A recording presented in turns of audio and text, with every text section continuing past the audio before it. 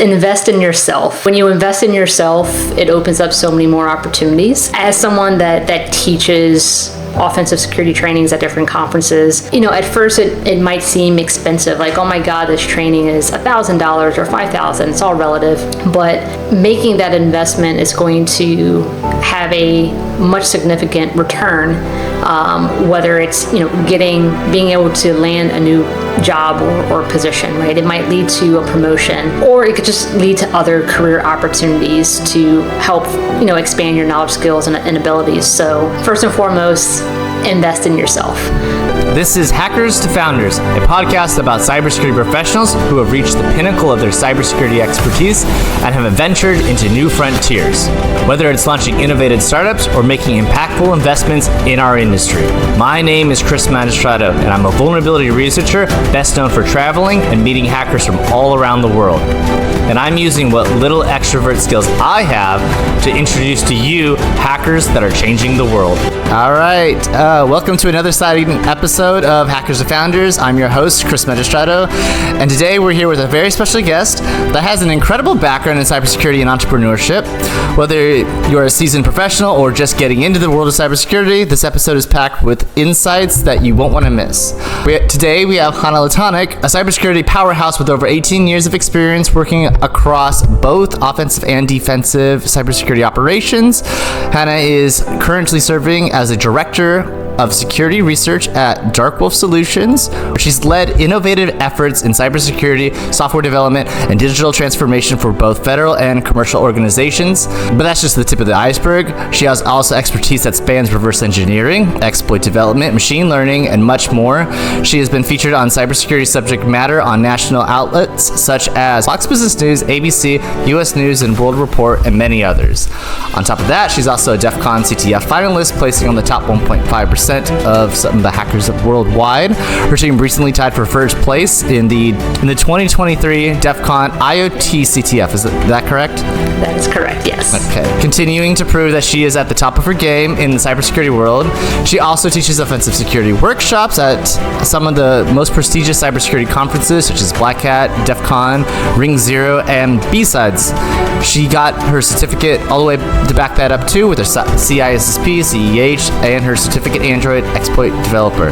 What we'll be talking about today is showcasing some of the remarkable things that she's done in her cybersecurity journey, capture the flag competitions, government contracting, her work at Dark Wolf Solutions, her entrepreneurship ventures, personal stories and insights, and advice for aspiring cybersecurity professionals. So with that, we'd like to welcome you to the show. Welcome to the show, Hahna.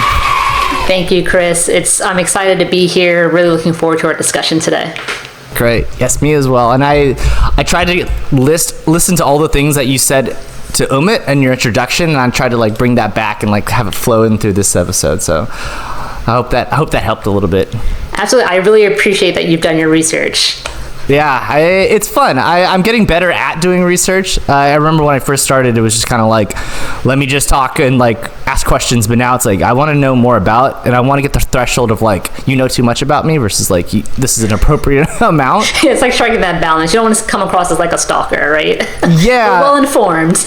Yeah, exactly. I do really like this this guy who does podcasts or interviews. He does interviews, Nardwar. I don't know if you've heard of him, but he's a really he's a Canadian. He's maybe a bit on the spectrum side of things, where he's very interested and exciting with the guests. I thought this was a bit, but it's actually his personality. He's been doing this since he was 13 or so, and he would research the guests so well that he would ask them questions, and some of them are hip hop artists, and they're how do you know about that question mark and stuff, and but then it's always jovial and nice and sweet. So now that the community knows that those are the interviews that he does, where he does a lot of research, they really like it and stuff like that, and he brings up a lot of really happy memories. So it's really cool. Yeah, it's like Sean on Hot Ones. He does fantastic research on his guests and comes up with very unique questions to make it interesting. Yeah, it's just a great series. I think recently they've talked about selling the show, and they have to sell it with him or something like that, and his fees really high. So it's something to check out and watch. But yeah, so would love to hear more about you and your journey. On the episode with Omit on Mobile Hacking Lab and his podcast, you spoke a lot about, you know, how you got into cybersecurity, but I wanted to hear a little bit more about like growing up and stuff like that. So maybe even before cybersecurity was even a thing, and like where are your earliest memories to like how you started moving and getting more into even computers and then maybe cybersecurity? Yeah, so at a very young age, I was exposed to computers. We only had one computer at our house, right? Family of 5, one computer in the living room. And so I just clearly remember when my dad brought that home, and I was like, what is this like magic box? But also like he went back to school later in life after having a family. He was studying like computer engineering technology, and as he would work on his homework, he was always tinkering with the computer. And so whether it's like taking it apart, for example. And so I was just very curious, but also wanted to help him with his assignments. So I was like, hey, Dad, what are you doing? Like, can you tell me a bit more about what's going on here? And I just became very curious and fascinated with computers and their peripherals and related equipment. And so in middle school, usually you'd have like extracurriculars, and there was a computer club. It was hosted by the head of the IT department at our middle school. And so he was pretty much teaching us about how to use a computer, how to take care of it, like how to maintain it, how to clean it. And, you know, he would open it up and we would talk about all the different components. And so with that, I was like, oh, this is amazing, right? I could be in this club all day instead of going to class. And then from there in high school, still quite intrigued by technology, and I wanted to have a summer internship like related to computers. So I went to the IT department. I was like, I know we don't have an IT program for students, but I want to start one, and I want to be your first intern, because I just want to learn as much as I can about, you know, information technology and networks. And from there, I just learned about the different types of engineering disciplines, especially, you know, as you're trying to determine what college to go to, what degree you want to get. I came across a magazine that had described computer engineering. And do you know what magazine that was? Oh man, I have to go back, but I do not recall at the moment. But after this, I'll look it up. Sure. But essentially, it was like an educational magazine, and it was discussing different types of engineering disciplines. So when I saw the description for computer engineering, I was like, that's what I want to do for a career, and that's why I want to study in college. So I would say that pretty much helped put me on the track that I'm on today. And as I was going through college, right, I studied master's computer engineering. I was really drawn to network security. So those were like the electives that I selected, and was really shaping my degree towards that subject. So from there, I was like, okay, what type of career can I go into that involves network security? And I had the opportunity of getting a college internship with a defense contracting firm that had essentially introduced me to what's now known as defensive cyber. But at the time, it was called information assurance, and we were responsible for securing the computer network infrastructure for different naval fleets. So that was like my first introduction to what is now known as cybersecurity today. Very cool. Did you, when you had that position, did it require a clearance, and did they help you with that, or was it no clearance at the time? So they put everyone through in for clearance, okay, even interns. But I would say a good portion of my work was unclassified, but okay. After working there for several years, was able to start getting introduced to classified work as well. Okay, very cool. How many people were in this company? I'm very interested in learning, like, and hearing about like the different like departments and stuff like that, and like how big the team was and everything. So, I mean, it's one of the, I'd say, probably top 5 defense contracting organizations today. But I would say for my team at the time, there was probably a dozen of us within that particular program, but we were within a larger department. It was like the platform security department. So. Okay, got it. And then how were you able to get that first, your foot in the door at that first job? Did you know somebody, or did you apply through the normal process? So I would say the internship essentially led to the employment opportunity with that particular employer. Yeah. But I would say the way I came across that internship was through actually I would say collegiate partnership program. It's called Inroads, that helps to expose women and underrepresented groups to a variety of different engineering fields, and not necessarily just restricted to engineering, but a variety of sectors, both business, finance, medicine as well. But I was on the engineering track, but it was essentially, that was I would say, a very key moment in my career, and that it really set me up for success and the career track that I'm currently on. Okay, excellent. Yeah. And how you mentioned that you had taken a few courses even before you got the internship, learning more about cybersecurity. Do you remember some of the assignments or things that you're like, I really like this. This is fun, where it started to bring that energy into what you were looking to do in the future? Well, for me, since I was drawn to network security, it was really the encryption side of things, like the cryptography. Yeah, very cool. Growing up, I always had a knack for solving puzzles. And so for me, cryptanalysis was also very fascinating. And I just remember just spending time trying to solve different crypto puzzles. And so in learning about network security, the use of VPNs, how to protect and secure a network, as well as secure wireless access points, I just found that very intriguing, because I knew that there was an element of cryptography involved. So yeah, and even talking about like wireless networks, so at the time, is that when like WPA2 was becoming more popularized, or is that still like WEP, or even before that? I think that's still, WEP, yeah. WEP. Yeah. I don't mind dating myself. It's okay. Okay, I remember I remember when I was first learning about like Wi-Fi hacking modules. I'm like, okay, if it's WEP, like take it down, like you can easily hit, do something with them. Like, okay, great. But then like it was at the time, it was in that area where like they were like phasing out all the devices to even have WEP, unless it's like such an old device. So like you look around, like there's nothing there. It's all WPA2. I was like, oh, okay, like I missed the entry part where this was supposed to be really easy, but I don't know.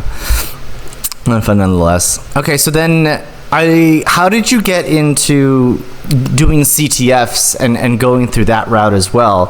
Wow. Yeah. So coming up on this is a very interesting part of my career, because I'm like at the 10-year mark with a lot of like key events. So my first CTF was back in 2014. I had received a call from a headhunter about an offensive cyber opportunity down here in Florida. And so that brought me down to this area. I was working with another defense contracting firm, and the team that I was working with was quite involved in CTFs. And so after work, we would just we'll just call it CTF night, whether they were training for one or competing in one. And so pretty much I was like, let me see what this is about. Sat in on one, loved it immediately, found myself, I would say, hacking with the guys till like 3 a.m. And I was like, hey, I really should consider doing this on for an extended basis, right? Not just like that one night. And so I just kept showing up to the different events. And from there, essentially what I didn't realize was many of those different CTF events were preparing for DEF CON quals, right? That's one of the largest CTF events of the year, next to the DEF CON finals. And so the team had asked me to compete with them for DEF CON quals. So I joined the team, and we were one of the top 20 that were selected. At the time, there was over 400 teams competing worldwide. And so as a part of the top 20, we were invited to DEF CON CTF finals. That's their main stage CTF event. So that was my first DEF CON introduction, my first time in Vegas. Oh, wow. Okay. And so it was a very awesome moment. So, and pretty much from there, it just got hooked from competing. At the finals, we came in 6th place, which was amazing. And yeah, I would say that was definitely a key moment in my CTF career. So it was the same team with Jordan Wines, is that correct? That's correct, yeah. So many of you might know them as Vector 35, the creators of Binary Ninja, but we all worked together down here in Melbourne. So we were actually, we call it Binja. So it was one of our CTF tools, right? It was our internal capability that we were using. It was sort of like our competitive advantage in CTFs. And so, we would often utilize Binja throughout the competitions. And, it's great to see that Jordan, Peter LaFosse, Rusty Wagner, Alex Taylor, and those guys have now, created a company around it, and it's been very successful. So it's definitely, when I look back on it, an awesome experience of having that exposure, back in the day before, people really knew what Binary Ninja was all about.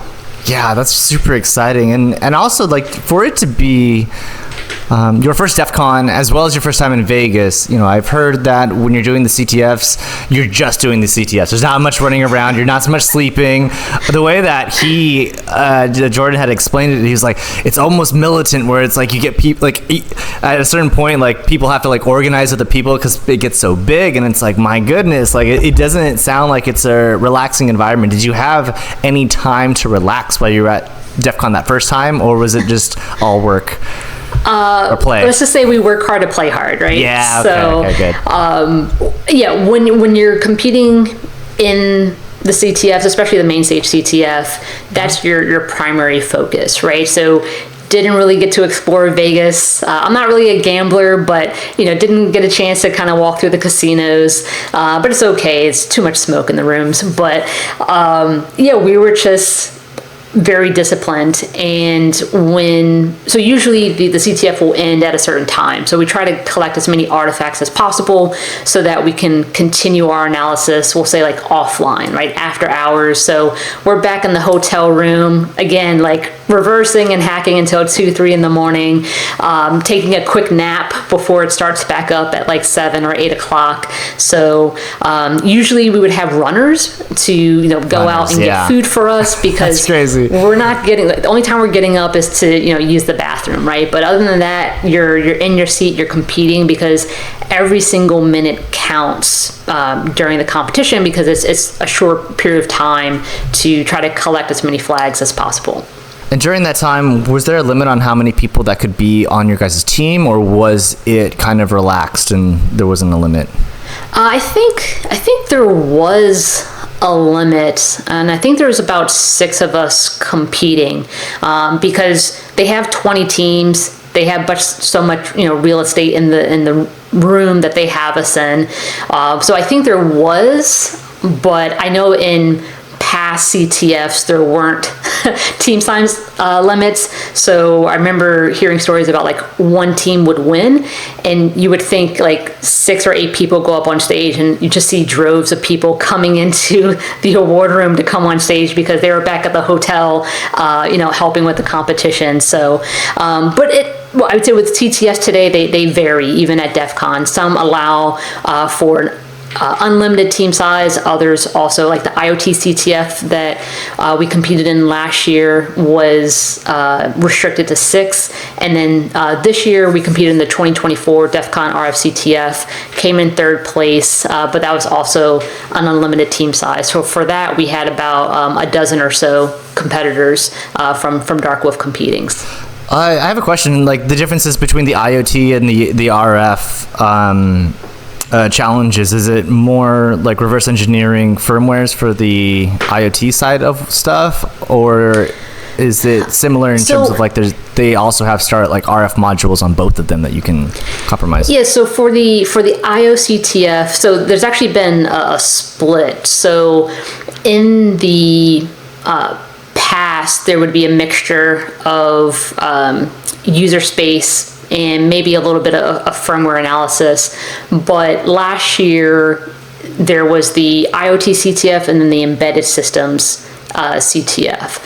So for the IoT CTF, it was still embedded devices, so routers, for example, but the vulnerabilities were still at the user space level, so in the software application. So whether it's performing a SQL injection attack, for example, or being able to send a particular type of request that will allow you to like leak the credentials, for example, from a service. So it's still application based. I would have preferred a little bit more low level, but I think that's the angle that the embedded CTF is trying to go towards. For the RSCTF, it was a mixture of digital and physical challenges. So whether we were trying to solve, Wi-Fi and Bluetooth challenges, SDR challenges, where you actually have to like capture the signal, do the demodulation, and then figure out what data is in the payload, trying to identify the flag. But they also had physical challenges where you had to like copy badge cards or go up to like infrared devices. And then what was really cool with the RCTF is that they have fox hunts. So essentially they have, we'll just say, random people walking around the venue carrying some type of wireless or RF device. And as they're walking around, they're beaconing out a signal. So, we have pretty much different type of signal detection tools where we're looking for an RF signal or any other type of RF signal where as you get closer, you're going to get a faster hit. It's like, okay, we know this fox is somewhere in this area, and then you have to go up to them and ask a very specific question, right? So like, oh, are you the Wi-Fi easy fox, or are you the Wi-Fi hard fox, for example? So it was definitely a lot of fun, a unique experience, and never sprinted around a DEF CON facility so much in my career. So a lot of fun. That sounds terrific. That sounds like a lot of fun, where you're actually going to physically run around and interact with that CTF. I remember one year there was like another type of like challenge. I think one of the villages designed it this way, where you would go and physically walk around and do lock picking challenge, and then boom, you get a key to go somewhere else, kind of thing. But that sounds super fun. Did you? But actually, I have another question about like the hardware and stuff like that, right? Did they let you guys know that like, hey, we're going to be on these types of spectrums for the challenges? Like, do you guys have devices for them, or is it just like, all right, hopefully you got the stuff for it? Yeah. So there was one FM radio challenge where it was like, hey, we're beaconing off of like 88.5 FM, and you have to like find the person that's emitting on that signal, but also when you walk into the, I would say, CTF area, usually up front they have like a table full of different equipment, different antennas and systems that you need to hack into. And so there is an expectation that, hey, there's going to be physical equipment that you're going to have to interact with. And so you try to prepare as much as possible, looking at past challenges, looking at the RFCTF committee's website to see, okay, what type of equipment should we bring? Of course, there's always going to be surprises on site, but that's why there's a Best Buy down the street, just in case you need to go and like pick something up. Got it. Yeah, I had my friends had hosted the scavenger hunt for DEF CON for I think over a decade or so, and it's the same type of energy where you have people bringing in ridiculous things like farm animals and stuff like that into DEF CON, and it's just getting really chaotic. But yeah, did they for either the IoT or the RF challenges, was there any like JTAG things where you had to like pull out the firmware, or was it like, here's the firmware, they just give it to you? So they typically would give you the artifacts that you need. Possibly for the embedded systems village, they may have had a JTAG challenge. Don't quote me on that. But I can definitely see that being introduced more in the future. I'd love to hear a little bit more about how you shifted over from working with the team for your DEF CON and winning numerous times, and then shifting over to Dark Wolf Solutions, or your next venture and journey after the DEF CON stuff. Yeah, so I joined Dark Wolf Solutions in February 2023. So it only seems like a little over 18 months ago, but it seems like I've been there forever. We're definitely having way too much fun. As they say, time flies when you're having fun. But I currently serve as the Director of Security Research. So my team, we're focused on finding zero-day vulnerabilities across a variety of technologies, from major OS desktop platforms like Windows and Linux, down to embedded systems like routers and switches, even mobile devices. We primarily specialize in Android, and then everything in between as well. So it's been really exciting working with this team. I say what's refreshing is that a lot of the work that we do is unclassified, so we can actually talk about it, which is very refreshing. And so, like, with that, we do our research in support of the government as well, but we don't have as many of the restrictions, say if you're working on site at a customer facility. But with that, we're able to also work with vendors. We'll go through like a coordinated disclosure process. For example, if we feel like there's a vulnerability that should be reported, given its severity. And with that, we can then, of course, since we can talk about it, we'll write blog posts and just promote the work that we're doing as well, or present at conferences. So it's been a lot of fun, and what I really enjoy is just the variety of different targets and technologies that we work with, because there's always something new to learn. In addition, there's always new tools that are coming out. So yeah, it's been a fun ride so far. And how big is your guys' research team? So for my team, there's about half a dozen of us, so 6 of us. We all work remotely, and we usually find the smaller the team, the better. But we do also work very closely with our pen testing team and red team. They're definitely larger than us. I think maybe 2 dozen, almost 3 dozen.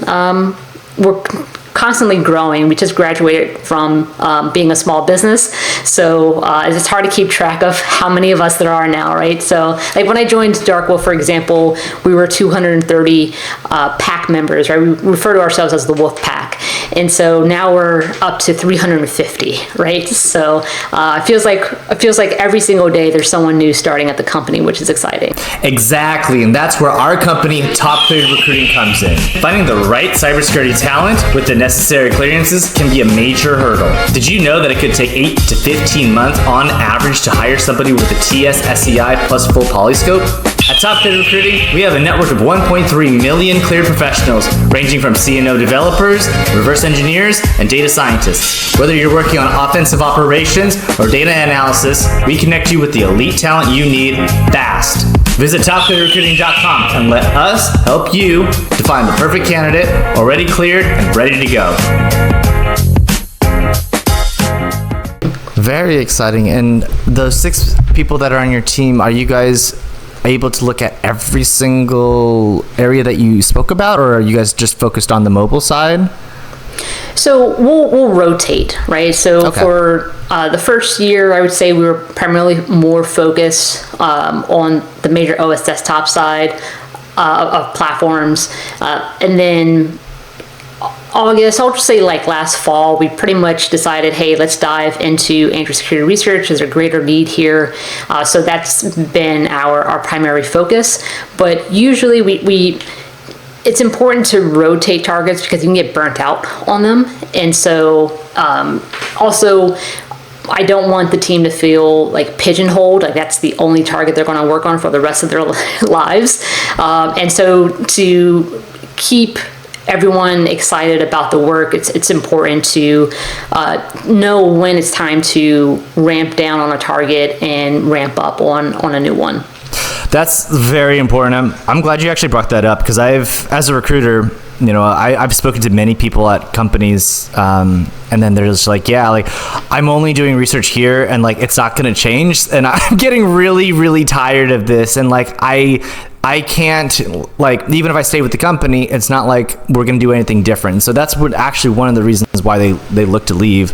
And then I always phrase it as like, they're looking to grow their expertise and develop new skills and stuff like that when I present them over to potential clients. Because yeah, they get burnt out of looking at the same stuff over and over. Absolutely. So yeah, I'm glad that we have that opportunity and privilege at Dark Wolf, because like you said, not many companies are willing to do that or have that flexibility to offer that to their employees. Mm-hmm. And in regards to like you guys working on the private sector and also working with the government, like how much would you say, like if you know or are able to speak on like how much revenue comes in from the government and then how much revenue comes in from the private sector side of things? So our portfolio is primarily made up of government contracts. I believe about 70% of our contract is in support of the Department of Defense as well as the IC. But on the commercial side, we have industry partnerships with Google. For example, we were actually selected as the 2024 DoD Partner of the Year. Oh, congratulations. Thank you. Within Google's public sector. So we're a partner with their professional services organization. And so it allows us to apply our expertise in a different way in support of our customers, right? So being able to utilize the latest and greatest modern technologies that Google provides to help meet our customers' missions has been very exciting. And just again, another opportunity to learn about new tools and technologies, and just keeping our skills and our expertise sharp has been a lot of fun. Okay. So are you guys utilizing Google's platforms for specific types of things to help you guys with other types of contracts? Or is it they also have products and things that you guys are pen testing or reversing as well? Or both? Yeah, so it can vary, right? So, I mean, we are a Google shop, right? So internally we use like Google Workspace and say Gmail, Google Drive. Also, as we're developing different types of capabilities, we'll use Google Cloud or GCP, for example. When it comes to our customers, we'll look at how can we help our customer utilize Google's products and services in order to, for example, achieve an ATO, that's an authority to operate, right? So say that customer doesn't necessarily have the expertise to stand up their own infrastructure, or doesn't even know how to get started, but they know that, hey, we have this need, we need to get an ATO in order to provide our capabilities. How can we do that? Dark Wolf help, right? So we'll come in and we'll showcase, how we can utilize Google services to deliver the infrastructure and the environment that they need, that they know is compliant to cybersecurity regulations, and can help facilitate getting that authority to operate for that particular customer. Also, we're looking at other ways in which, so for example, partnering with Google, where if we're delivering a solution from scratch, like we'll come up with a technical approach of this is going to be a Google-driven or Google-powered solution. So we'll stand up the infrastructure using GCP, and we'll deploy a variety of different services. Say, for example, just hypothetically, say we're standing up like a software factory, right? And it's going to have a CI/CD pipeline that's going to help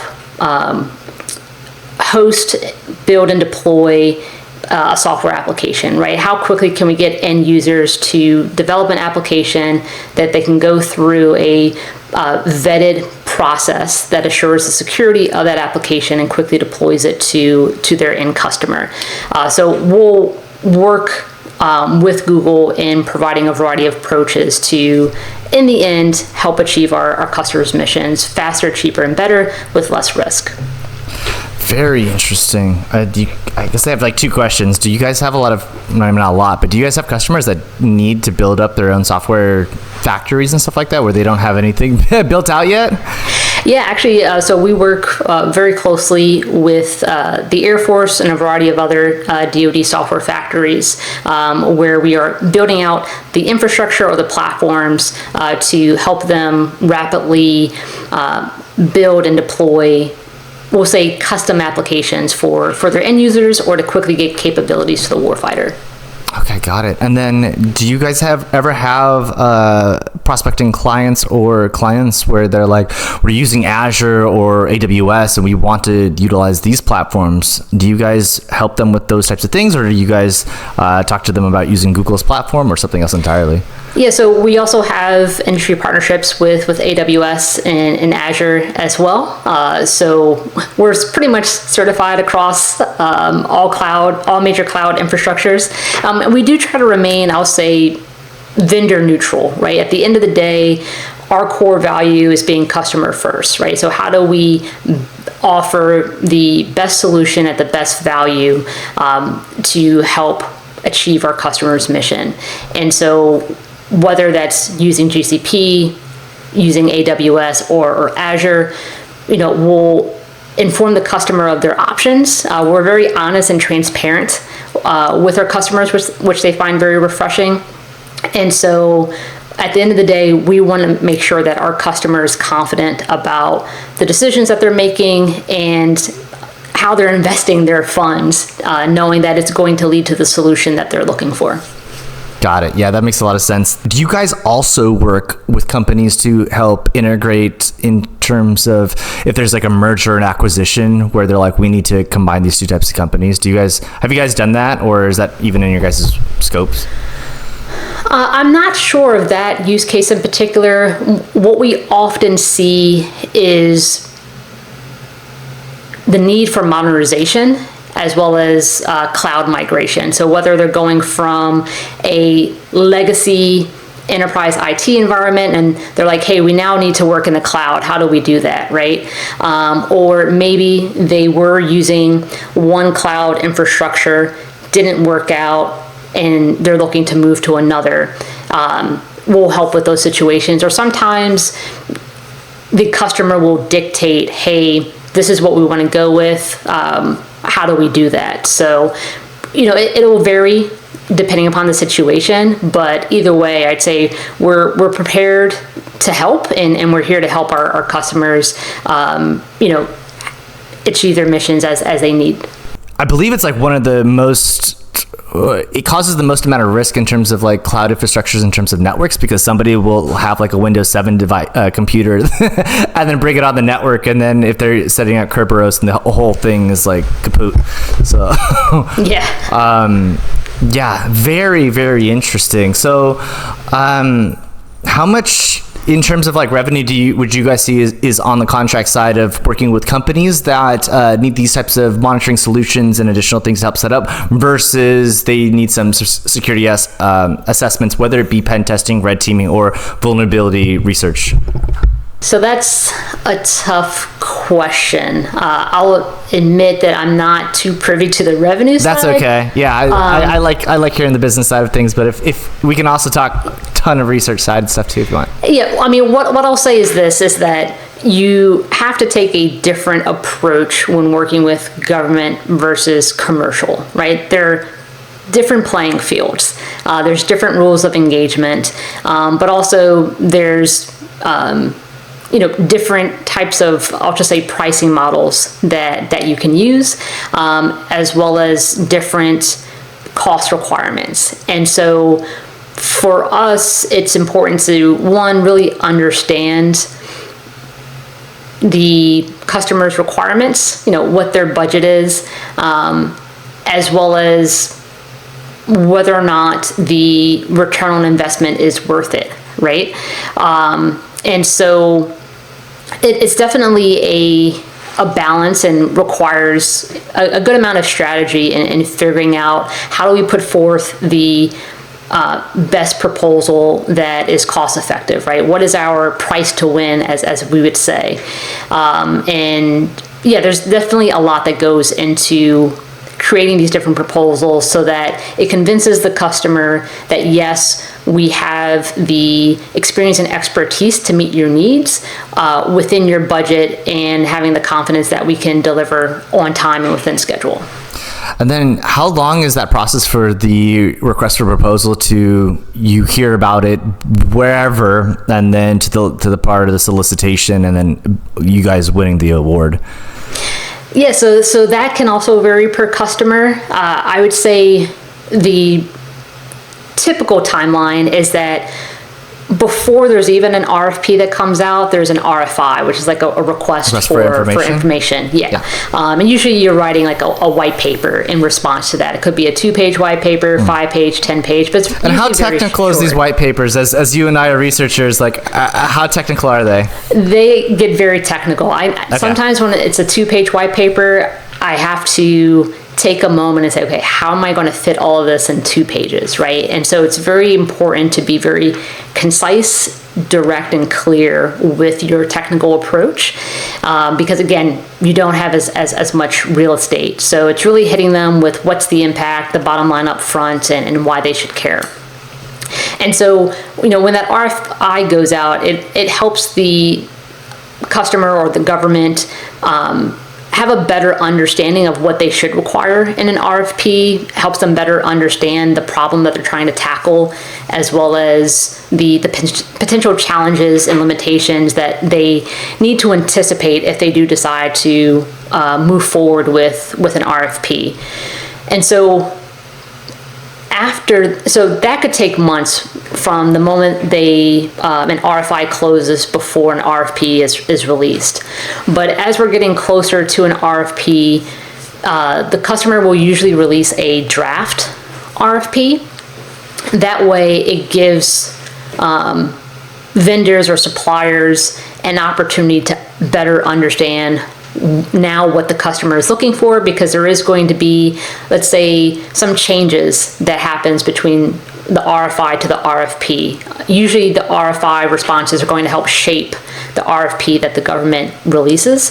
So this is giving the draft RFP is going to give us a sneak peek of what they're going to require and expect, as well as the timeline or the period of performance for the opportunity, but also gives us the chance to ask questions. So usually there's like a Q&A period of like, hey, I saw this in the draft RFP. Can you clarify what you meant by this? Or, hey, you're asking for this requirement. Are you also expecting X, Y, and Z? Because that wasn't explicitly stated. So it's a chance for us to interact with the government to ensure that we're quote unquote all on the same page before the final RFP comes out. And that final RFP is usually released 30 or 60 days after the draft RFP. Okay, got it. And then the communication that you guys have with them, is it like in a public forum, like industry days, or is it something else entirely? Usually there's going to be a TPOC or a technical point of contact, as well as a KO or a contracting officer, and they'll usually serve as your 2 main point of contacts to submit your questions. Sometimes, depending upon the customers, they just want you to email a specific email address, or they might have an online form. And then what they'll do is they'll compile everyone's questions, they'll provide answers, and then they'll distribute out the final collection of Q&A. So that could be sent out over email or also posted online, whether via their website or to sam.gov, which is like the main marketplace, I'll say, for participating in federal contracting opportunities. Yeah, I've been doing a lot of reading in government contracting side of stuff. So sam.gov, USA Spending, GovTribe, and just looking at new tools and different types of pieces around there. So, and for those that might not be familiar with what sam.gov is, right? That's the system for award management. It's a free website that you can go on to look at different federal contracting opportunities, but you do have to register. You do have to have a SAM profile registration, so that the federal government knows that, hey, you've been properly vetted and you're approved to do business with the federal government. So it's definitely, if you go that route, making sure that you're keeping your SAM registration up to date. I think you have to like renew it every 12 months or so. But it's definitely a core component of conducting business with the federal government. Yes, 100%. And not just specifically in cybersecurity, but this is across everything and all things. And even if you're not a U.S. citizen, you are still able to do government contracting with the United States government. And you can even specify the agency and the location. So if you're in other countries, if you want to supply to different types of U.S. bases, you are also able to do so. There's a lot to say about government contracting stuff, but that could be an episode in itself as well. Maybe one day it will be. But yeah, so in terms of like the contracts, the awards that you guys specifically target, is it specific to like research, or is it like a gamut of things that are in the IT related area? I always get from somebody who's been on, I spent most of my time on the private sector side of things, so seeing things, and I would like to say that on the private sector side, cybersecurity and then IT is like almost considered completely different vectors and stuff like that. But in government, it feels very much close in terms of those types of things. They're like siblings. They're definitely like more sibling related. So when you guys apply to different types of contracts, do they directly say that they need research in a specific type of thing, or is it so general saying we need research, or how does that look in terms of the request for proposals and that stuff? Yeah, so it can vary per customer and an agency, right? For some, they may release, for example, a BAA. That's like a broad agency agreement, and usually it's a notice from the government where they're requesting like scientific or R&D proposals, and that effort is not necessarily tied to the development or delivery of like a specific system or hardware. So those will definitely be more R&D based, developing proof of concepts, and just proving out the feasibility of an idea or an approach. And then you also have like within different types of RFPs, they're usually for either services or system procurement. So when an RFP comes out, you're usually going to have like a statement of work or a SAL that'll describe the work that needs to be done by the contractor to satisfy the program needs. But you could also have what's called a SOO, or like a statement of objectives.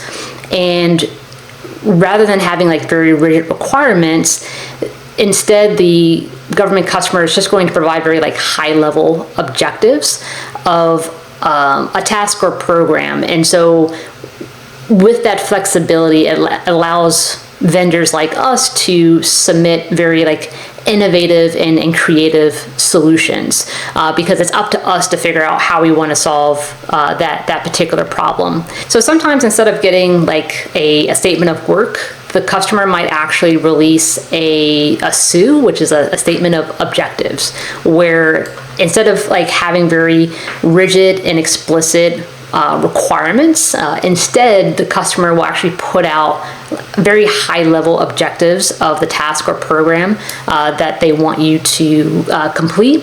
And so what's great about those types of opportunities is that it provides flexibility to companies like ours or vendors in general to propose a very like innovative and creative solution to the problem at hand, right? So it's almost like, hey, if you had a magic wand, what would you do?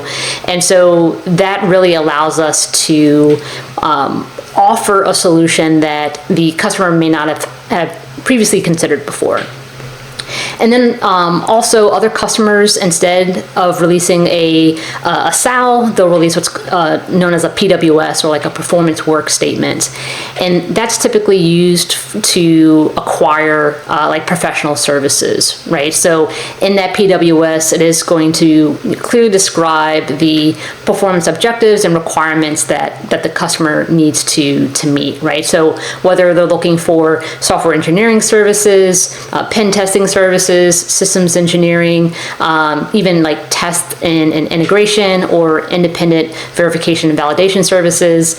It can vary, right? So for us, we try to identify many of these different opportunities so that we have like a diversified portfolio, and also just given the experience and expertise that we have and our talent, we want to make sure that we're going at the opportunities that align with us. But I would say primarily we go after those, like since we are a technology firm providing cybersecurity, digital transformation, and software DevSecOps services, that's typically what types of opportunities we'll go after. Got it. That makes a lot of sense. So do you guys also get opportunities that you guys have to turn down because of certain types of things, like it doesn't fit your guys' business models or anything like that?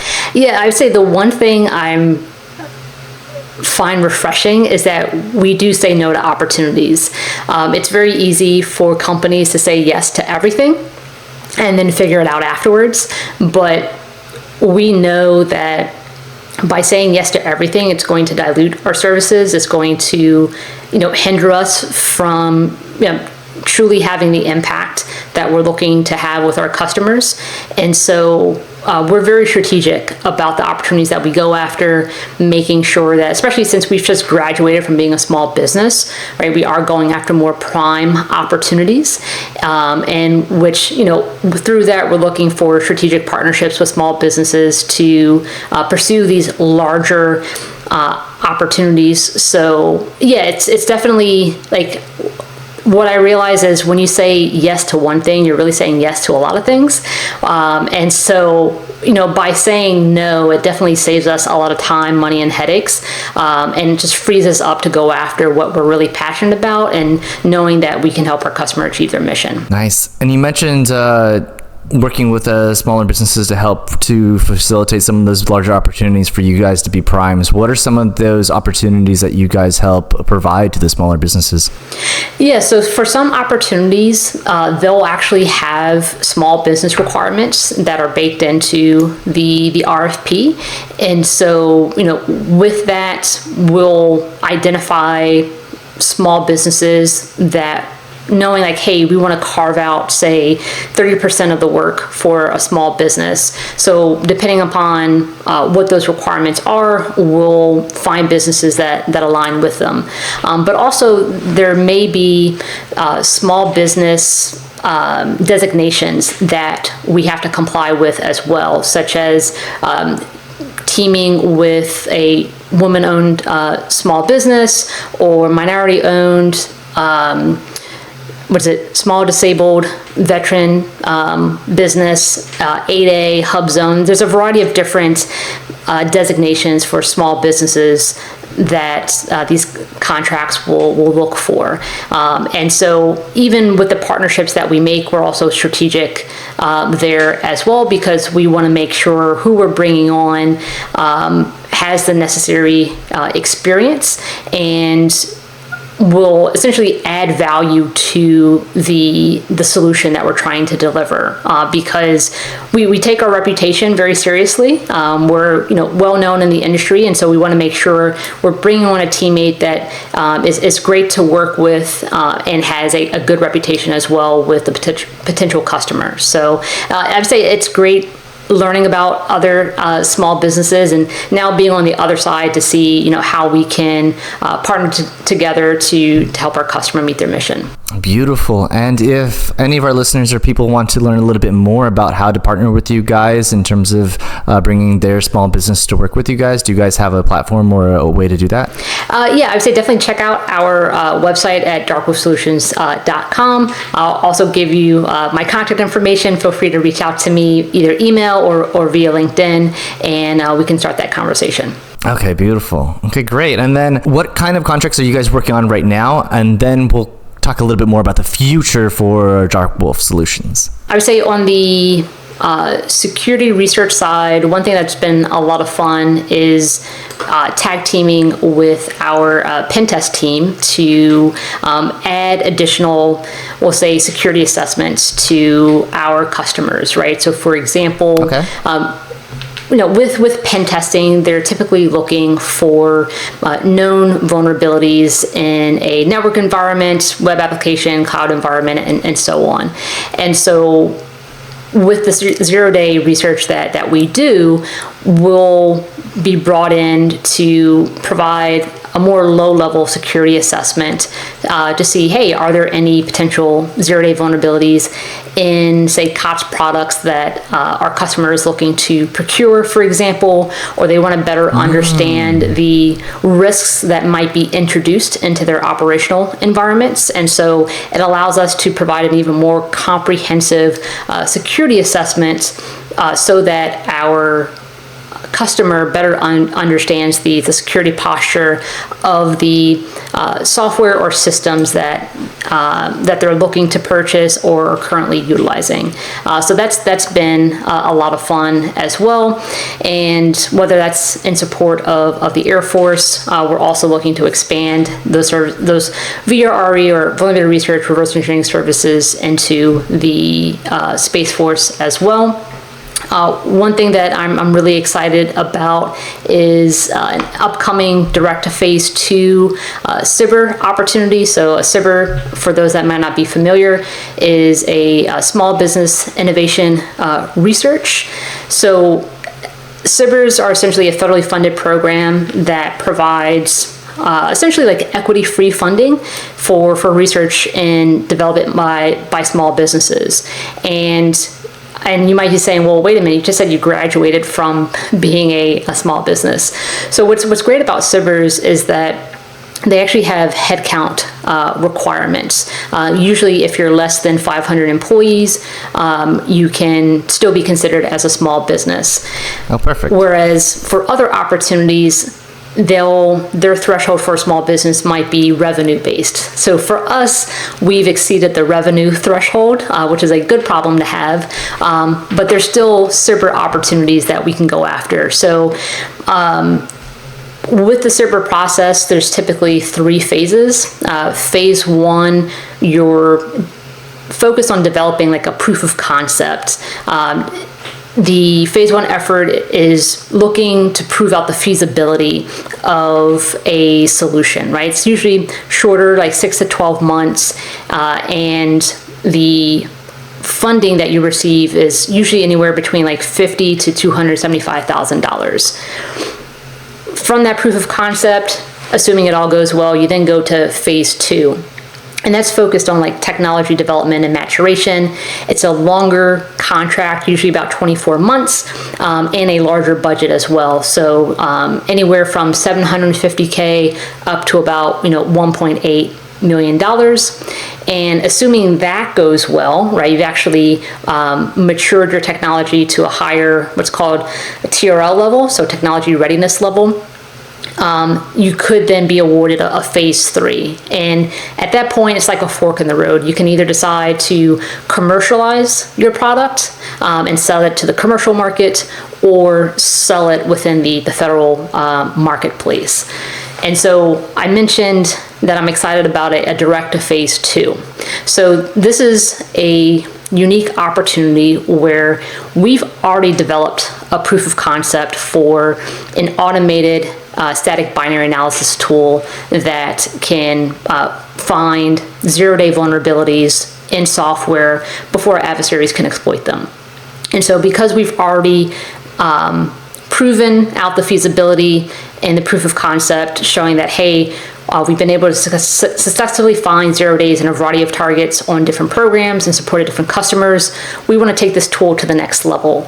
And so we were recently at a pitch day event for the capability, and we were one of the 4 to be selected to receive what's called a customer memorandum. Essentially, it's an endorsement from the government saying, yes, we want to further invest in this capability to meet our mission needs. And so with that document, we're now eligible for an upcoming direct to phase 2 AFWorks opportunity, where again, because we've already invested our internal research and development money into this product. We internally have completed phase 1, so now we can go direct to bidding on a phase 2 cyber solicitation. So definitely excited for that to come out. And thank you.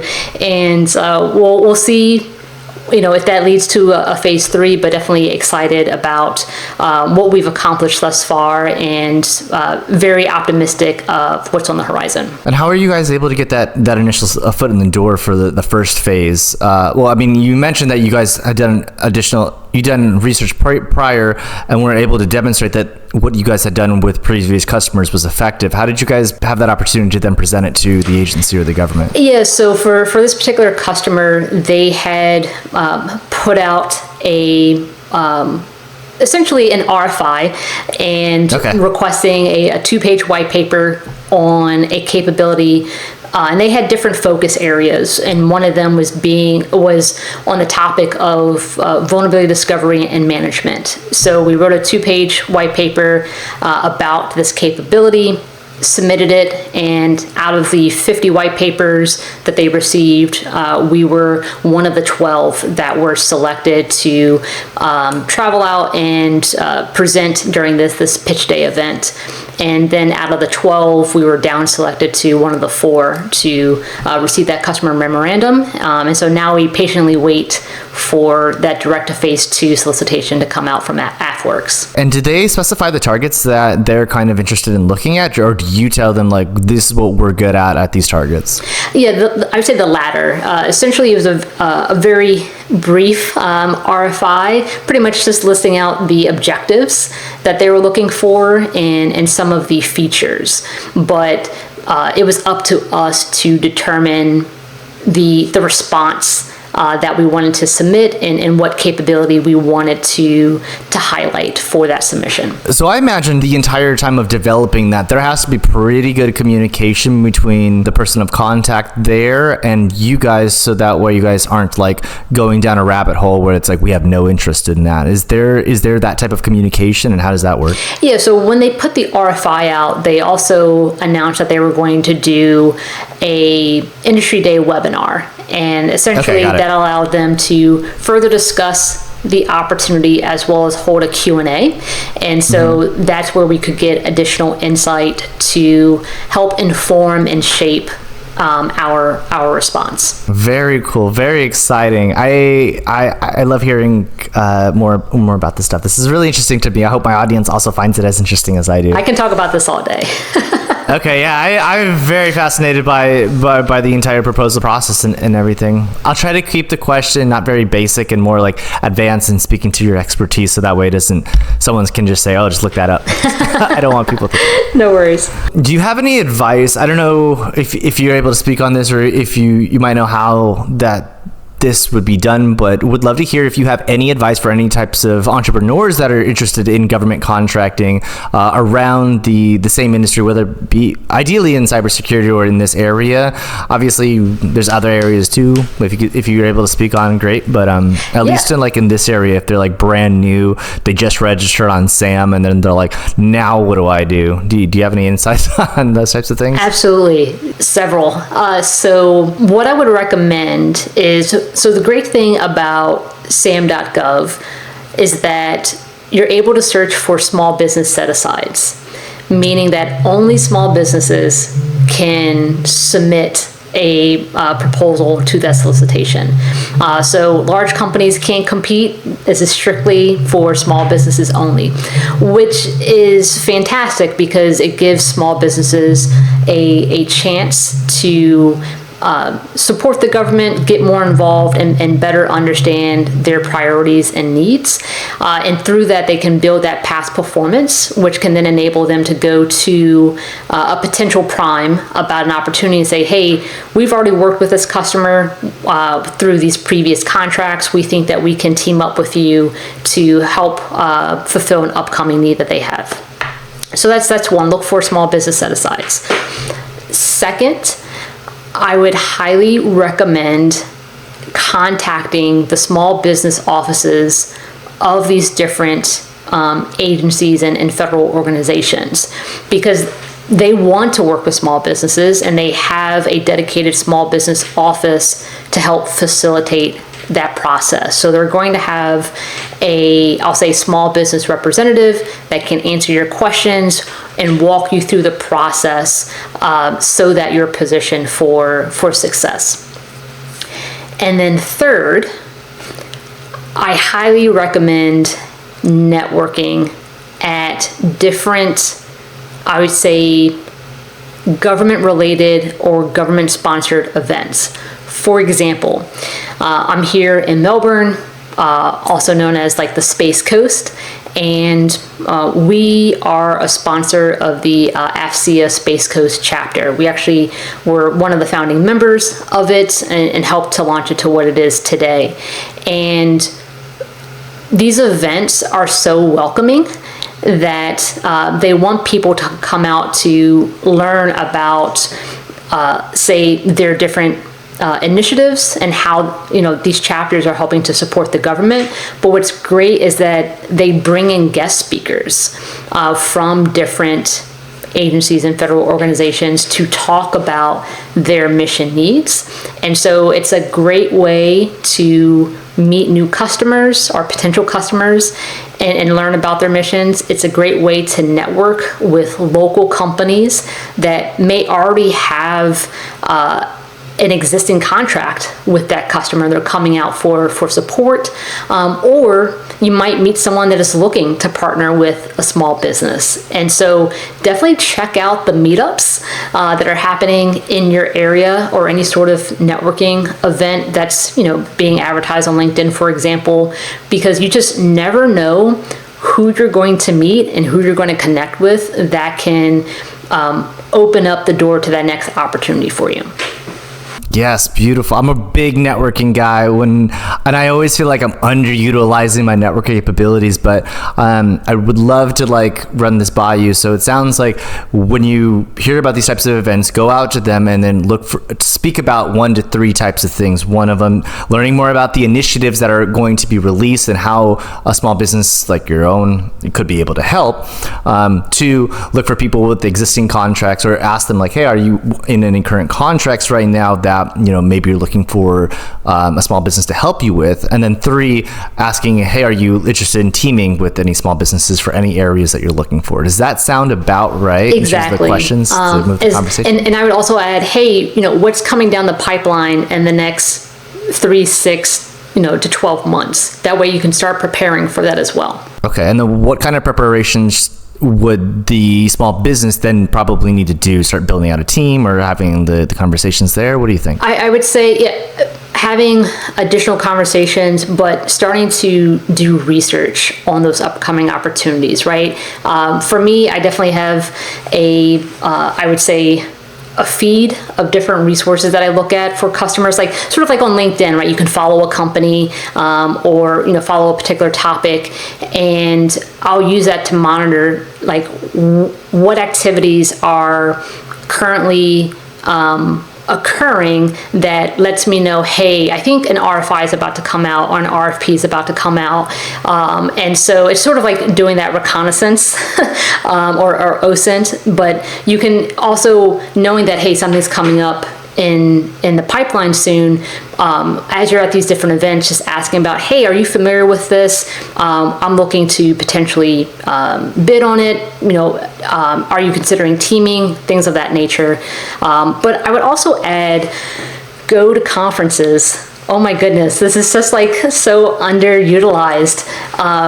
Going to different cybersecurity conferences or trade shows is invaluable, because oftentimes a lot of our customers are going to them as well.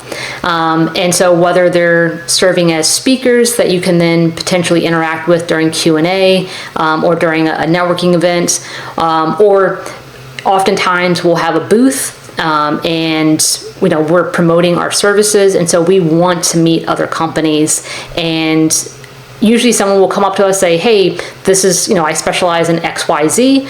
And it's hey, you know what? Let's go get coffee, in the next hour if you're free. I'd love to talk to you more about that and how that could align with something we're currently pursuing. So it happens like all the time, but still not too many people are taking advantage on that or like capitalizing on that opportunity. Yeah, you mentioned trade shows as well. Would love to hear a little bit more about that. What kind of trade shows are you referring to?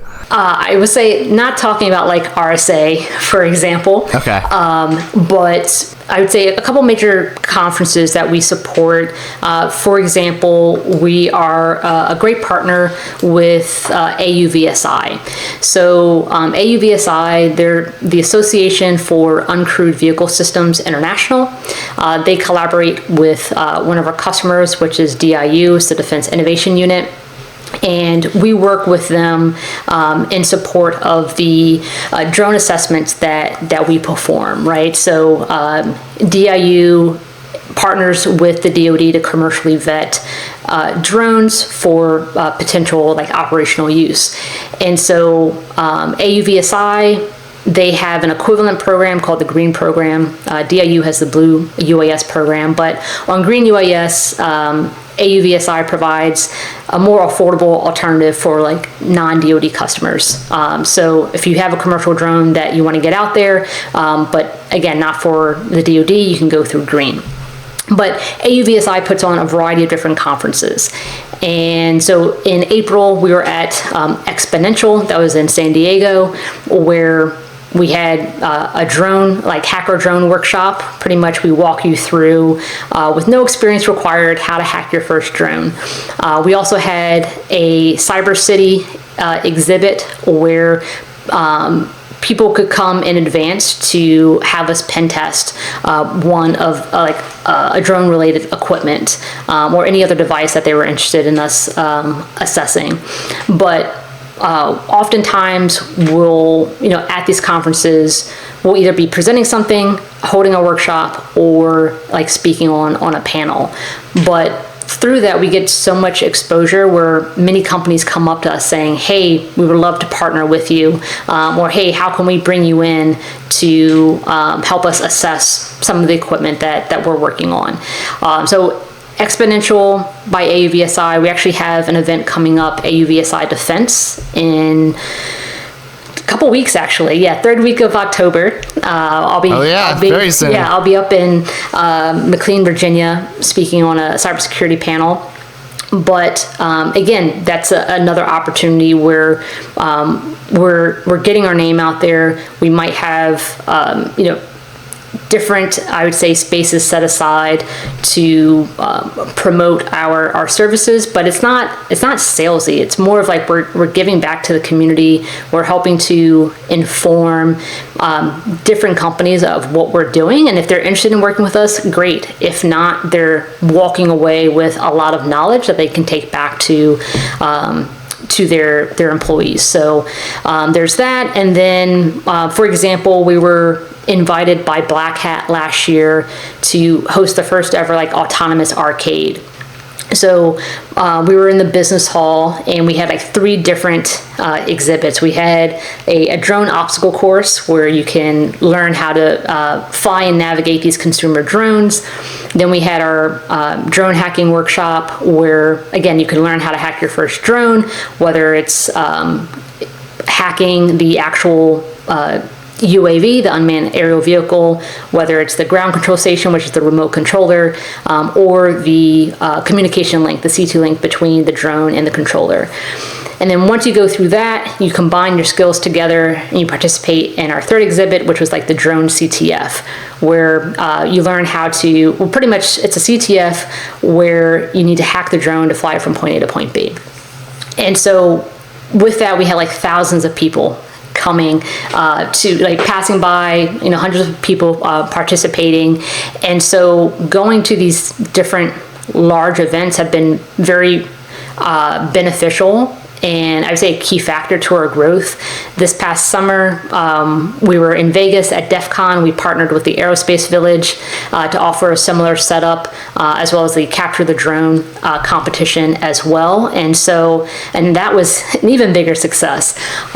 So whether you're an exhibitor at these different conferences to grow your business, or attending them to figure out potential strategic partnerships, or just to better understand the landscape, the challenges, and the mission needs, go to conferences. Like, they're so valuable, and what you walk away with is definitely a higher return on investment than what it costs to attend. You mentioned how it was a very big success for the Aerospace Village. For people that are very business focused, like maybe they only see like, I need an ROI, and it's probably very difficult to translate that ROI from I went to this and then I got a client and then we're now making this money or something like that. But like, what are the types of things, or KPI, I don't want to say KPIs, but like, what are some of the things that you can kind of attribute to like, oh, this was like a successful time for me to come to do this conference and network?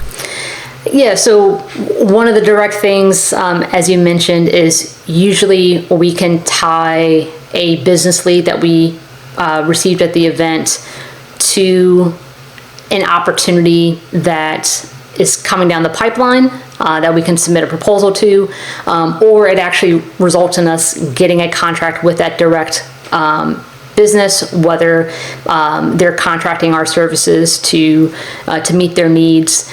So that's definitely a direct one-to-one. Another is, so in addition to our events, we have a lot of publicly available resources that complement and supplement what we're doing, right? So for our different drone hacking workshops, we have our Drone Wolf playbook that people can go to. It's publicly available. It's at dronewolf.darkwolf.io. We'll send that to you.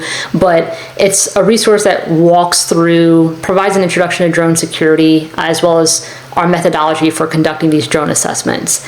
And so that's a free resource. We can see traffic that upticks, right? Whenever we go to these events, whether it's going to the Drone Wolf playbook, a lot of drones are now using Android, right? We have our Android security research playbook out there that introduces Android security and how we go through the process of finding Android vulnerabilities. We'll see a lot of traffic going to those two different playbooks. I call it ASRP for short. I'm used to saying that, but the Android Security Research Playbook, you can also get that at asrp.darkwolf.io. We'll give you links for that. But oftentimes we'll see that we'll get a lot of traffic there, but then we'll also start seeing customers talking about it. And so, for example, in one of DIU's recent publications, they had included our Drone Wolf playbook as a reference. And so with that again drives more leads our way, but also establishes us as a thought leader and subject matter expert in the field. And so there are, I would say, other dividends that we reap the benefits of down the road after these events that we can associate with, hey, because we did this event, here were like the sequences of activities that occurred that typically result in a contract being secured as well. Okay, beautiful. Wow. You explained that so well. You had also mentioned that for DIU, you guys were sponsored by them at a specific type of event too. Am I understanding that correctly? Yeah, so I would say, so you're probably referring to the NATO event. Yes. I would love to hear more about how that was engineered and how that happened. Yeah, so recently, this was back in June of this year, there was the inaugural NATO Ukraine Defense Innovators Forum. And it was in partnership with DIU, NATO, Brave One, and our Poland allies as well. And during that event, we were there for like a week, but we were invited by DIU to support this event, serving as cybersecurity judges for a UAS hackathon. So unmanned aerial system or aircraft system. Essentially, companies from around the world were invited to participate in what was roughly like a 2-day hackathon, including students from various universities. And so the idea was, hey, here's a representative drone that's being used out in the Ukrainian battlefield. Just imagine like a 3D printed frame, throw on there like a Raspberry Pi. What type of UAS capabilities can you develop in less than 48 hours? And it was amazing to see what the teams had engineered. So essentially there were different challenges, such as being able to create a capability that can visually identify, hey, there's an object in front of me.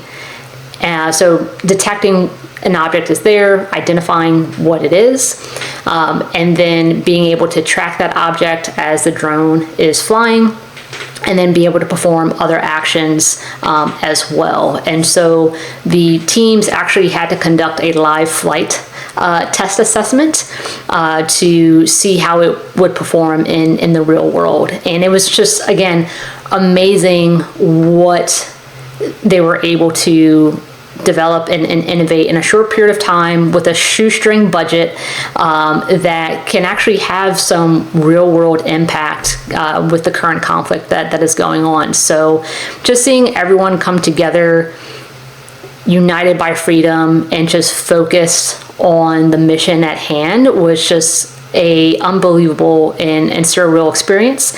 And it just reminds me of, why I work in the defense industry, especially within cybersecurity, because our national security is so vital to our everyday lives. Definitely. I was actually I was on a podcast earlier this week, and they asked about, how, like, when you find a vulnerability, like, what do you do, kind of thing. And I said, like, earlier, I said that before, like 15, 20 years ago, you had hackers that were discovering vulnerabilities, and they were afraid of the repercussions of, like, what companies or even any government would do if you came and said, hey, I found these vulnerabilities, even if you came from a place of genuine, like, concern. And I said that we have a massive amount of trailblazers or hackers that, like, would work with the government and said, like, hey, we found some vulnerabilities in our own infrastructure and we want to fix these because I would rather come here and, like, put myself at risk in front of our own government than for another country to discover these vulnerabilities and actually cause a lot more chaos. Exactly. Yeah. I mean, it's great to see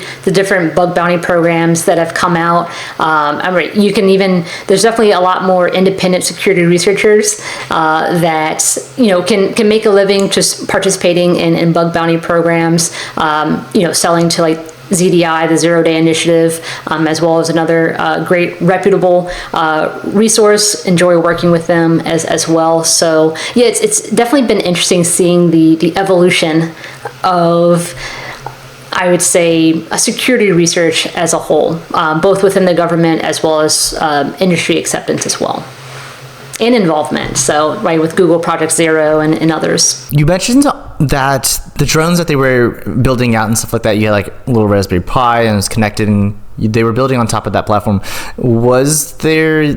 Did these drones have any type of internet access? Because I know that some Pis have, like, Wi-Fi modules. Did you guys allow them to have, like, internet access in that scope, or was it was only specific to the device itself? Yeah, so they did have internet access.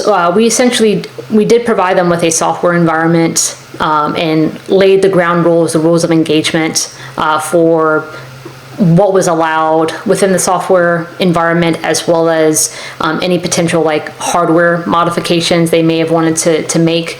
But we wanted to make sure that it was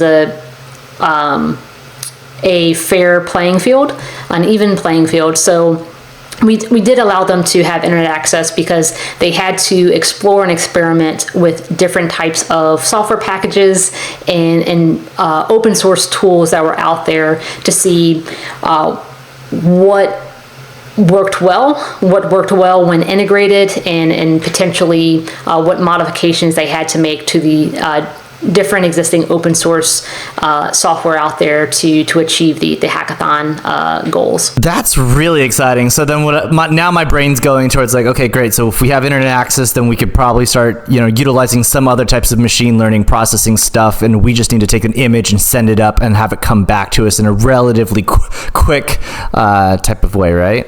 Sounds easy, but when you start putting that onto an Always easy in theory. right in theory, yeah. But no, you bring up a great point, and that's what makes it exciting, right? Because you just don't necessarily know how these teams are going to approach the problem and what they're going to end up using. And so the challenge was they have to put this on an embedded device. So now you have to take SWAP into account, right? Size, weight, and power. And so you have a limited amount of storage that you can use. Also, perhaps the operating system that is running can only support up to a certain version of a particular package, and so open source tool, right? So right, there's all these, I would say, nuances that you have to take into account to ensure that you do end up with a working prototype. That's fun. Are you able to share what some of the more exciting projects were? So I would say some of the common tools that were used was YOLO, for example, and OpenCV. So a lot of, I would say, open source computer vision software that's publicly available. I would say a lot of them ended up using that. Also, this was back in June, so I'm also trying to think back to what else. But those are the two things that stuck out. Is anybody hacking other drones? So your drone goes up and it hacks another drone and pulls it in a botnet drones? I'd say they didn't have enough time for that. Okay. I think they had enough on their mind just trying to get the drone off the ground to begin with. So. Oh, right. Yeah, that's probably true. Yeah. But I will say that actually I was really proud of one team, because it was only one team that took cybersecurity into account. And they had used encryption for not just the feed, but also for the data at rest on the device. Hey, okay, very good. Greatly appreciate it, because the reality is, right, many of these types of devices may go into hostile areas. Hypothetically, if it falls behind, enemy lines, they can self-destruct database. Drop exactly. Everything. They can if they obtain the device, there's a lot of forensics information that they can extract off of it, right? Whether it's photos, logs, they can potentially see, hey, where it launched from. Exactly, right? And so the fact that this one team was focused on security requirements, I definitely gave them some extra bonus points for that. That's really fun. That sounds like a fun challenge. I can imagine a lot of people just trying to get it up probably would have been the majority of the challenge. But if you're able to play around with features, that's fun too. But features are always down the line anyway. Yeah. What's happening in the future with Dark Wolf Solutions? Do you have a playbook of what'll be happening in the next 5 to 10 years, or 5 years, or 2 years? Ooh, great question. So what I'll say is this: now that we have graduated from being a small business, we're playing with the big dogs, right? And we want to position ourselves as not only that trusted mission partner, but as that go-to provider for our customers' mission needs, right? So with that, we're going to be playing with a lot of or competing with a lot of the top defense contracting firms, whether it's a Lockheed, a Raytheon, for example, right? And so for us, it's really just trying to identify those strategic opportunities where we can continue making inroads with our existing companies to grow organically, but identifying new customer bases that we're looking to enter into and expand as well. So really excited to see how we grow as a company, but also I'd say on the commercial side, given the success that we're having with Google, being able to replicate that, say, with other customers. For example, Microsoft, they have their cloud platform or partnership program. So continuing working with Microsoft, seeing what's there, continuing to grow with AWS and Azure. So I would say one other thing is that'll be interesting, especially with this direct to phase 2 opportunity that we have is, exploring how we can potentially create a product portfolio to complement our services. So there's a lot there that we can, uncover, but I think that is just another revenue model that is worth seriously considering, right? Yes, we're a services-based company first, but I think that we can augment our services with products to add even more value to our customers. On the commercial side or on the government side or both sides? Both. So ideally both. Yeah. Got it. Okay. For me, I love making money, so I would love to there you expand to different customers, whether it's commercial or government. Hey, how can we help? Yeah, exactly. That's actually funny because now that I'm living in Italy and I've been traveling for a little while, but now that I'm like living in other places and meeting more people, I realize how American I am in terms of like I don't say well, it is capitalism, but more of like I'm just hungry to work hard and make more money. Whilst there's the culture of like, it's okay. Like I live for my life and that's good for me. And I'm like, I can't. I think I'm just too American to accept that. Well, I look at it this way. It's like definitely mission driven. I mean, it's why I got into this field to begin with. But if I can achieve the mission and make money while doing it, I mean, that's a win-win. Yeah, I should definitely preface that with, it's there's a million ways to make $1 million, so you have to figure out exactly which ways are fulfilling for yourself, but also to the community and everyone else that you're able to work with. So if it's mission critical, or mission driven, it should be mission driven. Yeah, absolutely. I also have this question. So it seems like you guys were able to grow your portfolio from 12 million to $1 billion. So that was is that about right? So that was a previous employer. So we can dive into that if you like. I would love to know the key factors for scaling those types of efforts there, and like if they've translated over to Dark Wolf or if they've come with you along on your journey. Yeah, so reached out to about an opportunity with a defense contracting company where they had just landed their first major offensive cyber operations contract with the DoD, right? And they were looking for someone to lead the security research effort, but also help to like grow out that portfolio. So they won this and they didn't fully have a team yet, is that correct? So they did, but usually when you win a contract, you have an opportunity to obtain the staff that you need, knowing that, hey, this work isn't going to kick off for another 6 to 12 months. And so there's that anticipation of work coming down the pipeline and we need to start staffing for it. And so in having that opportunity, they had reached out saying, hey, would you consider helping to lead this effort? So it was a no-brainer, and so I joined them. It was a $12 million contract at the time, and it was also sole source, meaning that it was we had a direct relationship with the customer. There wasn't other primes involved. It was awarded only to us for that effort, and that led to a follow-on work, which was a $30 million contract for another 3 years. And then that led to a full and open opportunity where we received a $50 million contract, but the overarching IDIQ that we had won, it was a multi-award, but it was a $1 billion IDIQ. So that's IDIQ, if you're not familiar, stands for indefinite delivery, indefinite quantity. And so that's a type of contract that the government will award when they don't necessarily know the exact quantity of supplies or services that they'll need during the contract period.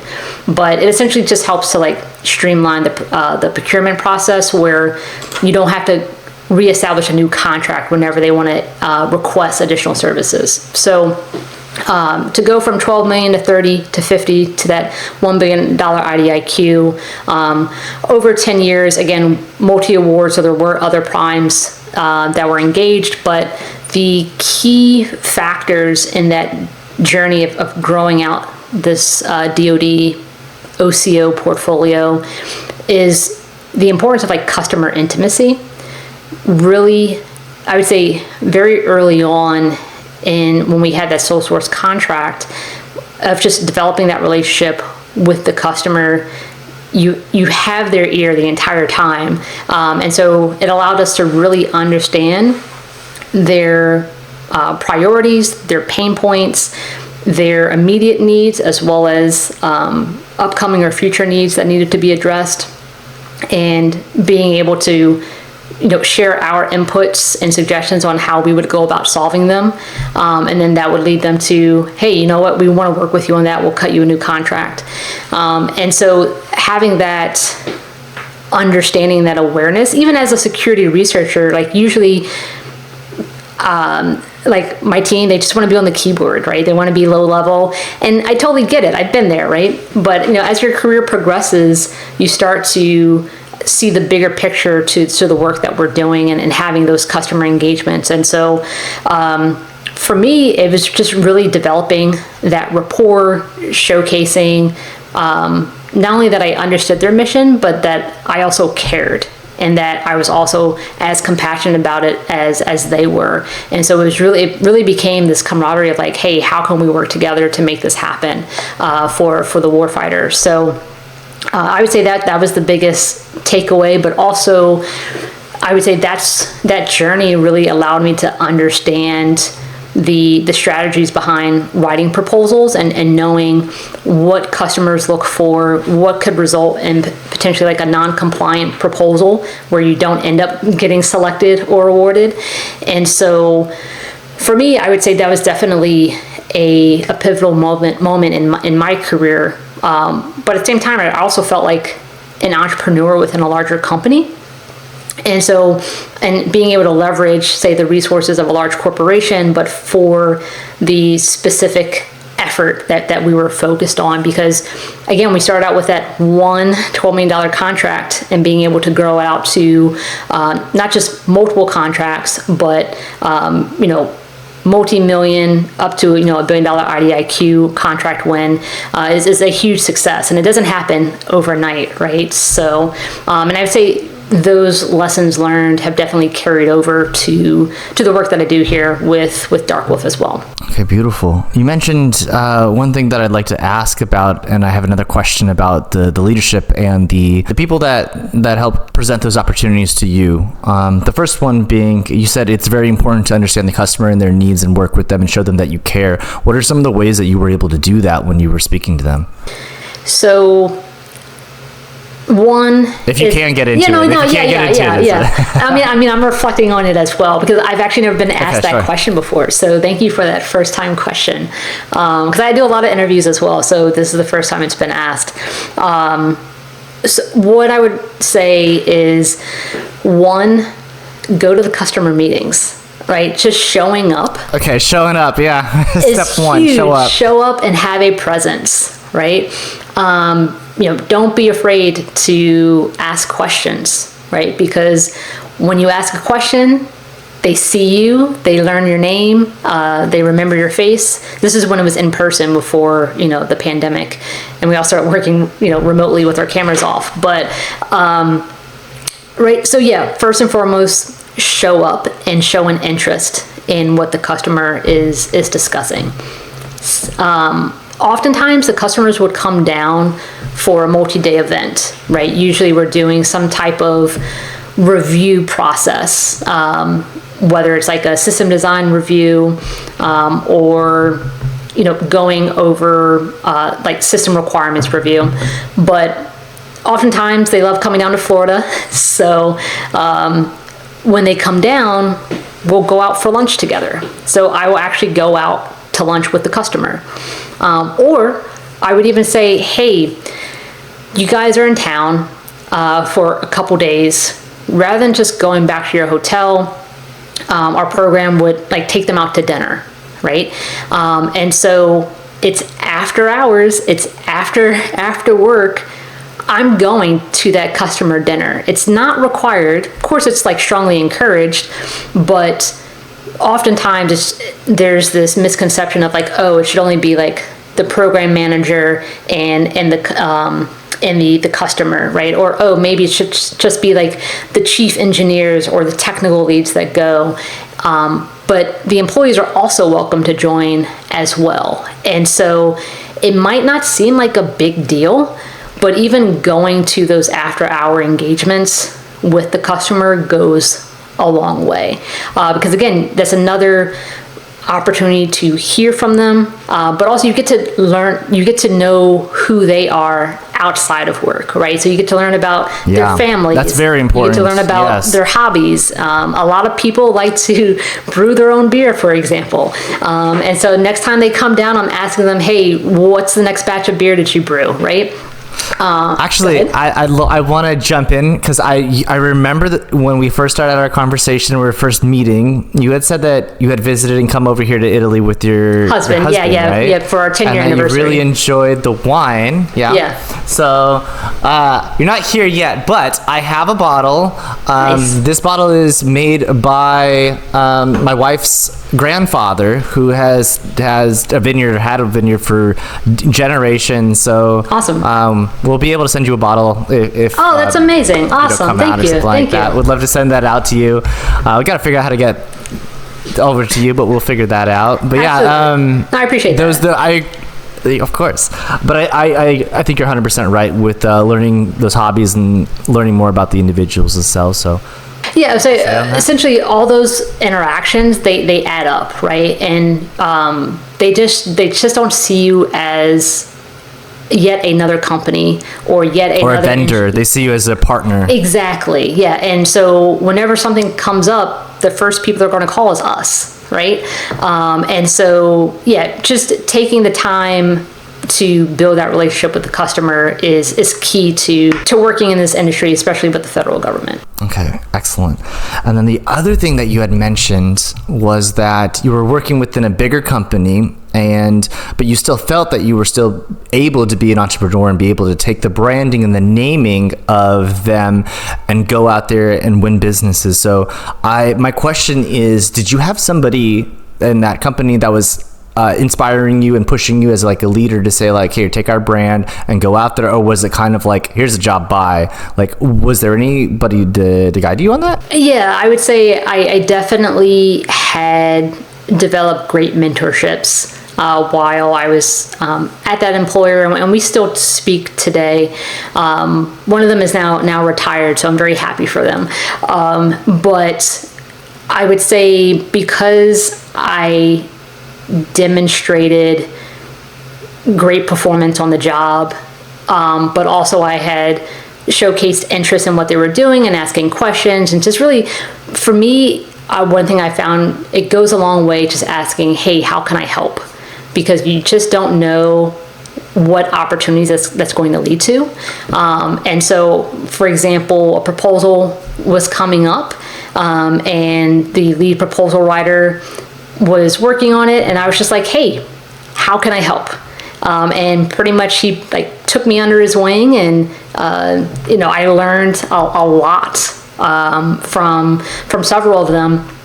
But through that, I would say through those interactions, it really shaped what I do today with respect to business development, proposal writing, developing customer relationships, identifying strategic partnerships.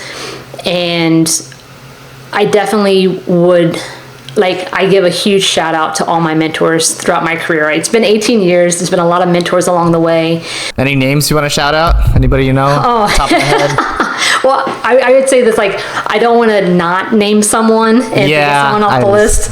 But you know who you are, so thank you so much from the bottom of my heart, because it really has had a significant positive impact on my career.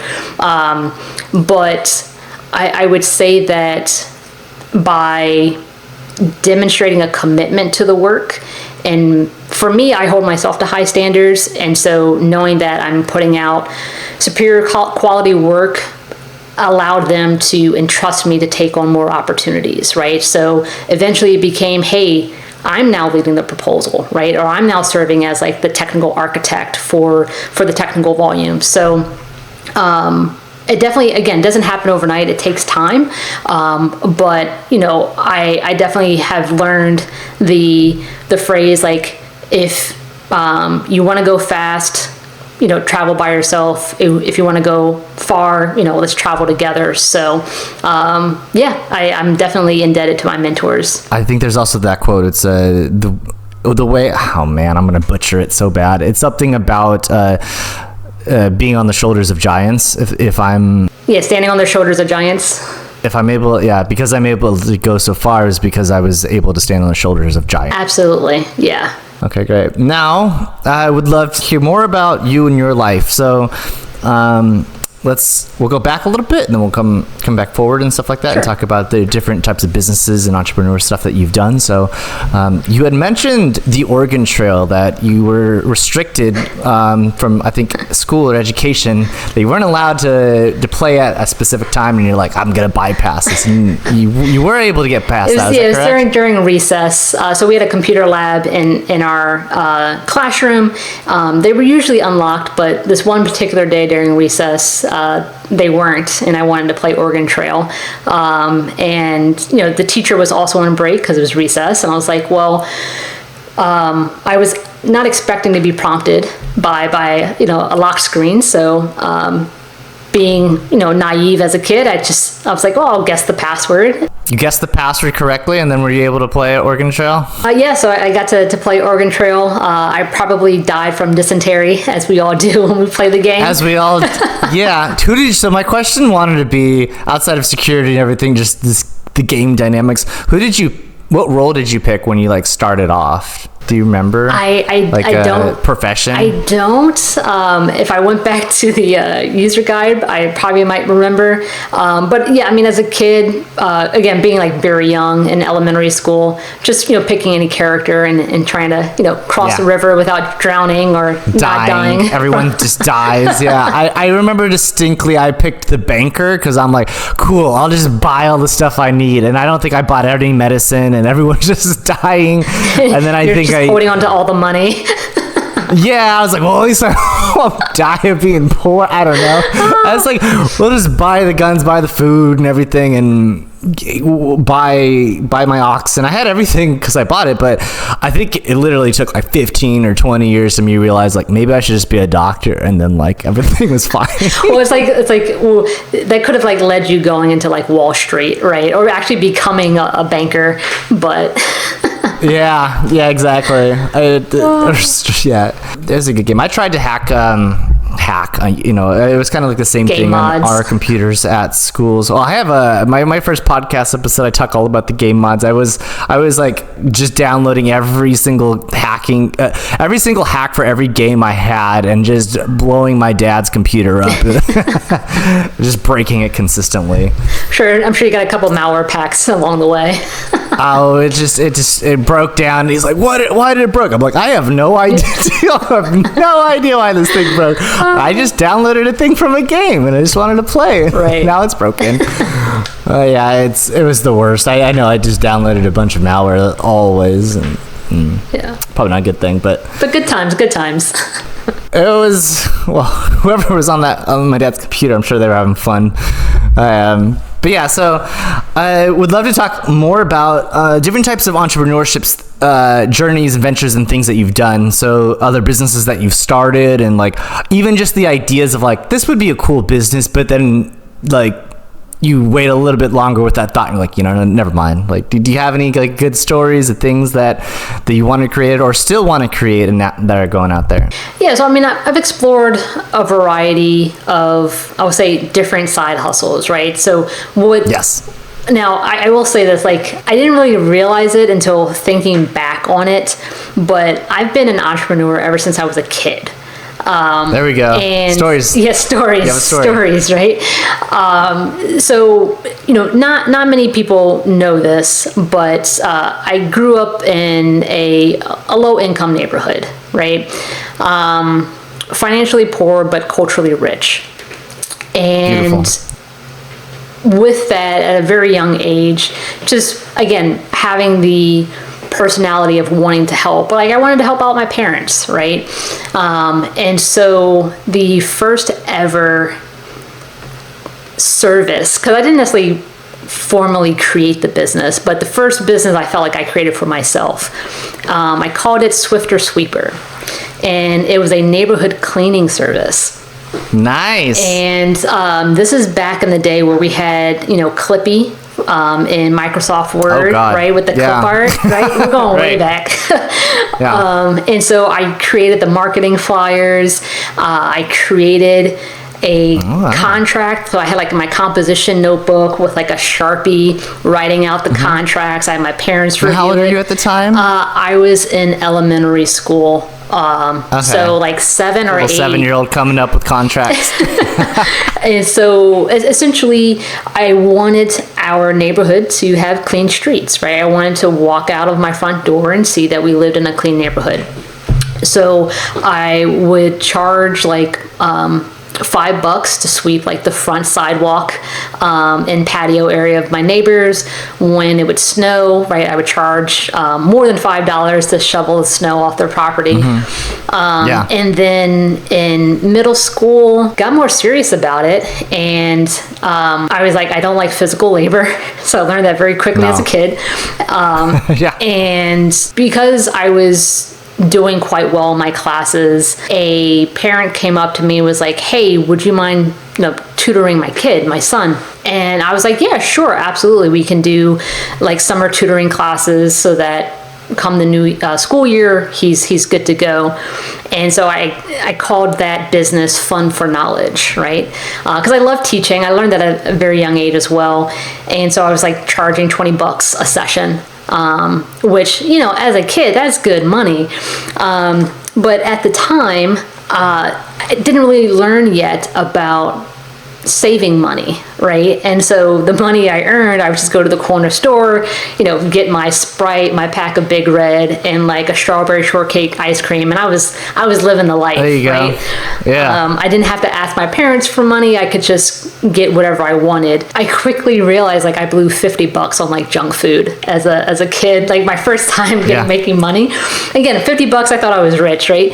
But that was just the beginnings of having this entrepreneurial mindset. And then we'll fast forward, after working in the defense industry for like 10 years, I was just getting burnt out. I was revisiting the idea of being an entrepreneur, of how can I take my technical expertise and experience and create a business around it. So I just started reading business books and entrepreneurial books. Which books are we talking? I love hearing the book stories. Yes, I have my bookcase like right in front of me. I would say the number one book I really like is The Personal MBA. Okay, yes. I haven't heard this one. I'm so happy I haven't heard this one. The Personal MBA. That book is a game changer. And is it dated? I think they did come out with a new one. You feel it's dated. Okay. I would say with any business book, the principles are so common that what was taught, decades ago are still relevant today. Granted, the industry is a bit different with social media and things like that. But yeah, I'd say The Personal MBA. By Josh Kaufman? Yes, that sounds about right. I'm like looking over my, that's it. Yep. Extreme Ownership, just for leadership, which is important for, leading a business. I'd say those are the top ones. Yeah, so after 10 years in the industry, took a sabbatical, and an opportunity just materialized to where I was leading a startup, teaching kids how to code as a CTO. That was a very... You're teaching them assembly? What are you teaching them? So yes, actually, no, a little bit. Really? So we were teaching them Python. We would teach elementary up to high school. So for the elementary students, they're learning Scratch, right? It's like drag and drop, different, programming primitives to build out a larger program. And then middle school, they're learning Python, for example, as well as going into high school. But what was great was that we were also teaching them cybersecurity. So there's the Cyber Patriot, for example, which is a cyber defensive competition, but for middle schoolers and high schoolers, just a way to groom the next generation of cybersecurity professionals. And so we were top in the state, #1 in Florida. So being able to teach them like ethical hacking, cryptographic principles, as well as a little bit of assembly here and there. But I loved it. Are they doing CTFs as well? Yeah, well, I would say in preparation for Cyber Patriot, there were like different CTF exercises, but not like full blown. I will say I did introduce them to Pico CTF. So okay, I like Pico. I think Pico's a very good entry level explanation. Yeah. So that was a very rewarding experience and really threw me into the deep end of learning how to like bootstrap a company and applying what I was reading to actual like real world scenarios and running this business. So, but of course the defense industry pulls you back in. So went back and did that. But I will say one thing I was really proud of was getting seed funding for a phase 1 cyber with NSF. So that was my first introductions to cybers.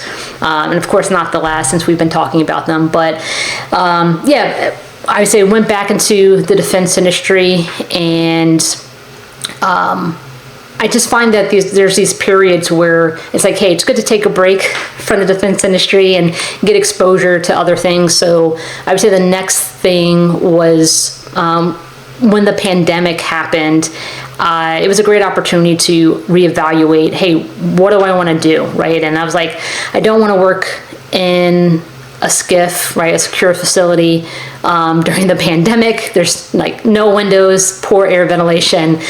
This is not a good recipe for this situation. So found an opportunity to join a remote startup. It was a Series A VC-backed company. So it was like my first, I would say, real commercial experience, and just seeing what it's like to work with the VCs in that type of climate. And that later led to working with a firm that was private equity owned. So it's been interesting going from, I would say, like as an entrepreneur, running companies in these different environments, serving different customers, whether it's kids in the education stakeholders or VCs, for example. It's definitely been a very unique and diversified career journey. So, yeah. You mentioned the seed funding part of it, that you were able to raise seed funding. Can you go into that part a little bit more? Yeah, so we were approached by someone in our network saying, hey, you should really consider this upcoming cyber opportunity. It's just a phase 1 where you can pitch an idea and get it funded. So what we pitched was essentially a learning platform that would be co-created with teachers and students.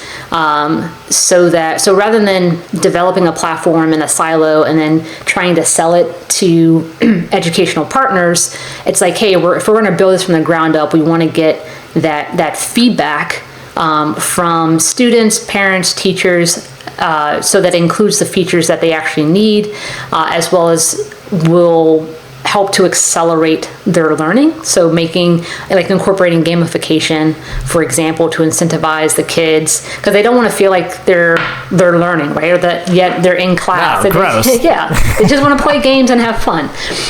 So we just went through the process of putting together a proposal of what that could look like, and there's like different stages of review where they were down selecting submissions, and we were notified that we were selected. So very, very I would say, again, interesting experience. It wasn't something that we had sought out. It was, brought to us as something to consider exploring. And it was definitely an interesting experience. Did the business pan out? Did you guys sell it, or is it still ongoing? Or I believe it's still ongoing. At the time, it's where the defense industry pulls you back in, and so that's where I moved on and joined that defense contracting firm to build out their DoD OCO portfolio. So. Nice. And do you have anything in the works for other types of side hustles or things that you're working on now, or diversifying investment portfolio, whatever? That's just exciting that you like to raise money and make more money. So is there anything else that you're working on? Well, I say, like, why am I doing side hustles? Like, besides just having that inherent desire to do so, like starting out as a kid, it's more of I came across Mr. Money Mustache back in like 2013. Yeah, so you mentioned that in the last episode, and I looked it up, and I still don't understand what it is. Maybe you'd be able to give a little pitch on it. Yeah, so Mr. Money Mustache, that's we'll call it his avatar, right? But essentially, he is a father out in Colorado who retired early to spend more time with his family, right? And essentially he has been, we'll say, one of the key figures in the FIRE movement, right? Financial Independence, Retire Early movement. And so he was definitely, I would say, maybe ahead of his time, but definitely a trusted advisor in the FIRE community of different ways in which you can position yourself to retire early, or he also discusses like different scenarios, like, hey, if you don't have kids, here's things to consider. If you do have kids, here are other tracks that would be appropriate. But it really got me thinking about the lifestyles that we live, how we handle the money that we earn, how we spend our time. And so pretty much in 2013, I was like, you know what? I do want to retire early. Like, why not? Yes, it is I'd say, status quo to work until you're, 65. Maybe you might be able to retire early at 59 and a half, but I was like, we can do better than this, right? And the way of doing that is to, diversify your income streams, right? Many people just have a single income. Usually they're the one employer that they're working for. Maybe they don't have the opportunity to have both spouses working, right? Having that dual income. So like right now, my husband and I, we're dual income, no kids, also known as DINKs. But there's a name for it? Nice. Cool. But yeah, so through that led me to just figuring out other ways in which I could earn like passive income, or to diversify. So writing a book was one way of doing that and earning royalties. Yes. Tell me about the book. Tell me how long it took, the idea around it. I think I mentioned earlier, I don't know if I mentioned on the podcast, but I tried to write a book. I got as much as like an ebook, and it was like I think it was like 10 pages or something. And I was like, I gotta spend a lot of time on this. So I want to hear about the book as well. Yeah, so I actually wrote a financial book, and people are like, what? Finance? You're a cybersecurity expert. Yes, and yes. Yes, and yes. I was just completely immersed in my work, whether security research by day, CTFs by night, and I just needed something else so that I just didn't completely burn out. And it's also good to have other hobbies that aren't directly tied to your work for mental health, right? So I agree 100%, and I will always vouch for that. Like, you gotta have, it's that thing, like when a mechanic comes home from work, the last thing he wants to do is work on his car. So. Right, even as a chef, right? Yeah. So I decided so my mom had encouraged me to write a book one day. I decided to write about financial advice. Literacy? Financial literacy is a way of putting it. Because like at that point, right, it's 2015, a lot of people were wondering like, hey, how did you pay off your student loans so quickly? Like, how did you get involved with investing? So I was like, I'm going to take my knowledge and my experiences, I'm going to consolidate it into a book and just release it out to the world. Nice. And this book is called Master Your Money, Stop Yearning and Start Earning. Is that correct? Yes. Yeah. We'll link that as well. Yeah. The audiobook is amazing. I love the narrator that we hired for it. Yeah. So I wrote the book 6 weeks. So essentially it took 6 weeks? 6 weeks to write the book. Yeah. Are we talking 40 hours? So what I would do is before work, I would put in like an hour or two. And then after work, I would put in another hour or two. And then on the weekends, I would just write until I would get too tired to write more. Yeah. So essentially it's like, if I didn't have a CTF going on, that time was spent writing the book. So maybe 20 hours a week then, if you're doing... I think that's fair. Anywhere from, I would say anywhere from 10 to 20 hours a week. It's for 6 weeks, 120 hours. Okay. Yeah, I actually never did the math, so it's very interesting doing this in real time. Yeah, I'm very much interested because I'm like, how many? Because for me, I think it took me. I knew exactly what I wanted to talk about for mine. So the book and things that I wanted to create was going to be just the joy of learning and like how to learn like anything and like how to take the approach to learning things. So nice. I would. Different. I am the type of person that would read that type of book. Oh yeah, perfect. Yeah. And so pretty much I just created an outline of what I wanted to discuss. Of course, I had to do research. I wanted to be backed by primary sources and things like that. But essentially it just walked you through different topics, the importance of saving money, and how, I wanted the book to be actionable. So I had checklists at the end of each chapter so that you could apply what you've learned and actually see the progress of working towards becoming more financially literate, but also working towards financial independence and setting yourself up for early retirement. So that was definitely an interesting journey. I self-published through Amazon. They have what's called Create Space. And essentially you just upload a PDF of your book. And I went on Fiverr, got the narrator for the audiobook, hired an editor to make sure spelling and grammar is correct, and also hired an illustrator to design the cover of the book as well, and then uploaded it to Create Space. And what's great about that is it'll push it out to, so also on the Kindle platform, push it out to Kindle. If you want a physical copy, Create Space will handle all the distribution for you. And then, of course, with Audible is where you can get the audiobook. So, definitely interesting experience. So that was released in 2015. We're coming up on 10 years, so I might put together a 10-year anniversary version because a lot has changed in our world with respect to finances and just the world we currently live in and how to adapt to that for financial independence and early retirement. So, we'll see. It might be in the works. Yeah, that'd be great. I read a book, I don't know how to say it, was Gary Vee's book. Oh, Gary Vee, yeah. His book goes into influencers and people that are creating things, and there's this one lady, she was did sewing or something like that, had a blog, and a lot of people wanted to come, so she created conferences around it. So maybe if you get enough people that are interested in your stuff, you can start hosting conferences and have people come out and do workshops and things. So I actually did. Yeah? So at the time it was a virtual summit. Okay, yes. Yeah, and so I had reached out to different, I would say, speakers, but also other individuals that are involved in personal finance. Also, those that were running their own side hustles, and just brought them all together for a virtual summit.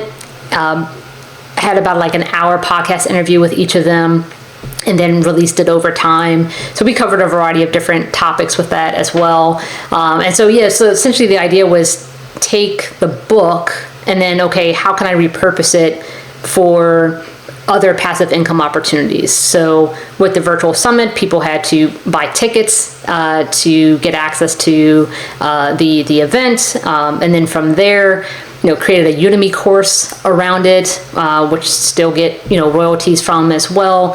So it's just interesting to see kind of how, I wouldn't say snowball, just how it evolved over time from that one idea of writing a book.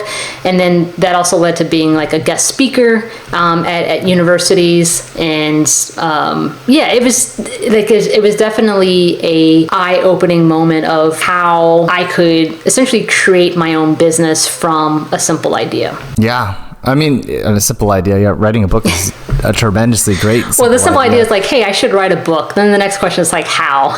What I just sign myself up for? Yeah, I'm the guy. I think one of my weaknesses is I I put myself in an analysis paralysis. I'm like, oh, let me write a book. But first I need to read 5 books on how to write a book. And then I'm on the 3rd book. I'm like, damn it. Like, I don't know what to do now.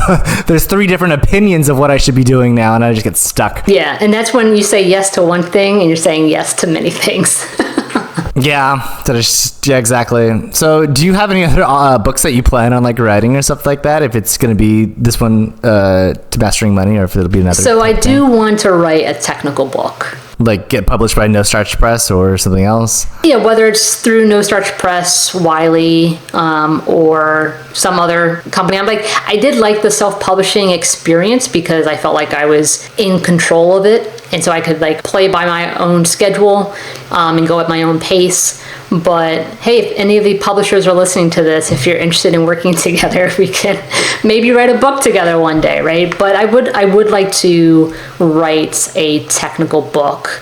The question becomes, given that I've been exposed to a variety of things and throughout my career, what that could potentially look like, especially with how rapidly evolving technology has become. And even like with security research, for example, it's very easy for technical content to become immediately obsolete. So, right. Yeah. You know, I honestly think I'll be honest, like you're 100% right. You're 100% right that it becomes like obsolete way quicker. I think maybe like the writing of the technical book, the biggest value is not the fact that the content will be like immortal, but the fact that it puts you in a position where you are the expert in that moment, in the beginning and the origin. So, you know, while you've done a lot of research around drones, I don't know if there's any books about hacking drones or anything. So if you're like the first to market and be the first book, it's almost as if you're the first person to write The Art of Hacking in that area, or the first person to write the hacking cars and stuff like that. Absolutely. Right? It puts you on it builds your branding so high up on that mark when there's nobody else that has done it and there's no additional proof. It's like, well, this person wrote a book, and more people will recognize a book than a blog post on Frack. You know? That's true. Yeah. And you also get to serve as that thought leader, right? Exactly. That's exactly it. The industry. Yeah, absolutely.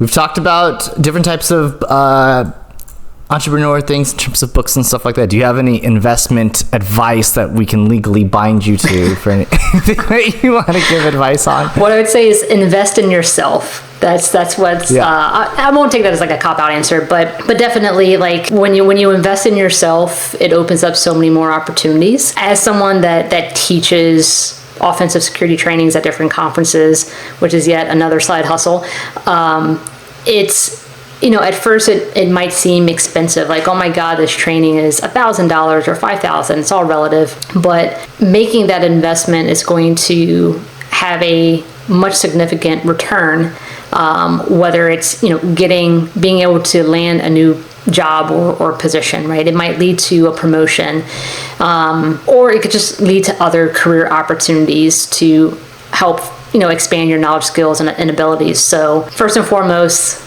invest in yourself.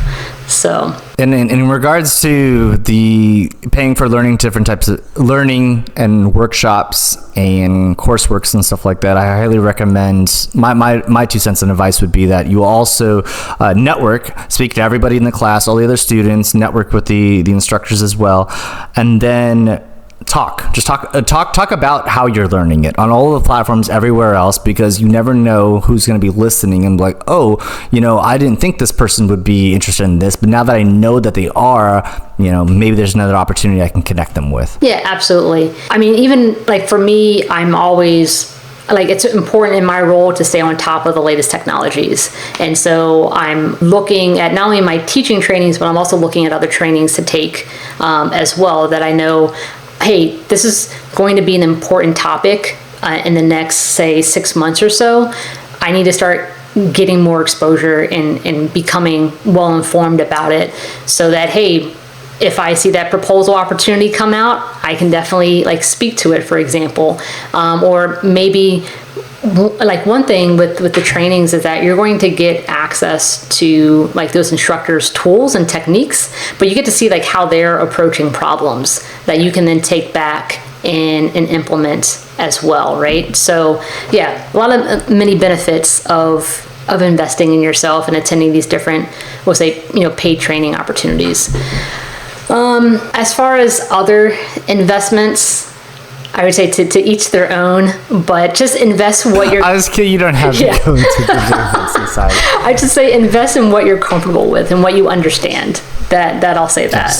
Crypto, 100%. Go to the fringiest coin and just throw your money there. I highly unofficially recommend Dogecoin. Yeah, absolutely. Oh man, the funny thing is it did grow at a certain point when Elon Musk promoted it, and then it blew up, but to the moon. To the moon, yeah. But in terms of education platforms and training courses, you were one of Umit Aksu's first student graduates for Mobile Hacking Lab. Is that correct? That is correct. I am the first certified Android exploit developer as endorsed by Mobile Hacking Lab. So very proud of that. I was actually surprised because I took the exam much later in the year. So I was very, very excited by it. It was definitely a challenging exam.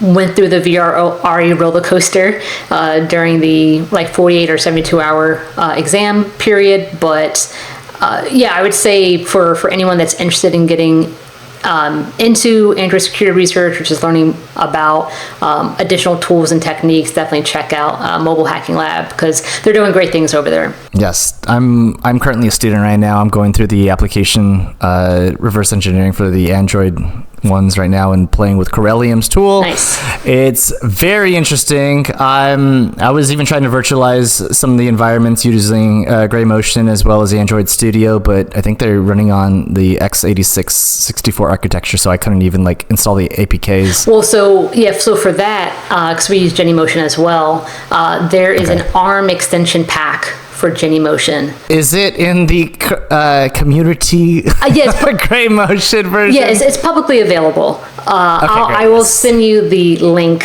where you can get it. But once you get that, it'll allow you to install ARM applications for your x86, x64 machine. Okay, great. You can't imagine I'm just on MobSF putting in the apps and I'm creating all these different devices. I'm why isn't this working? And I'm I run UNAM and check that it's a x86. I'm ChatGPT, why this? And then it's well, you got to find one that's ARM. I'm okay, great. So I got to go find something else.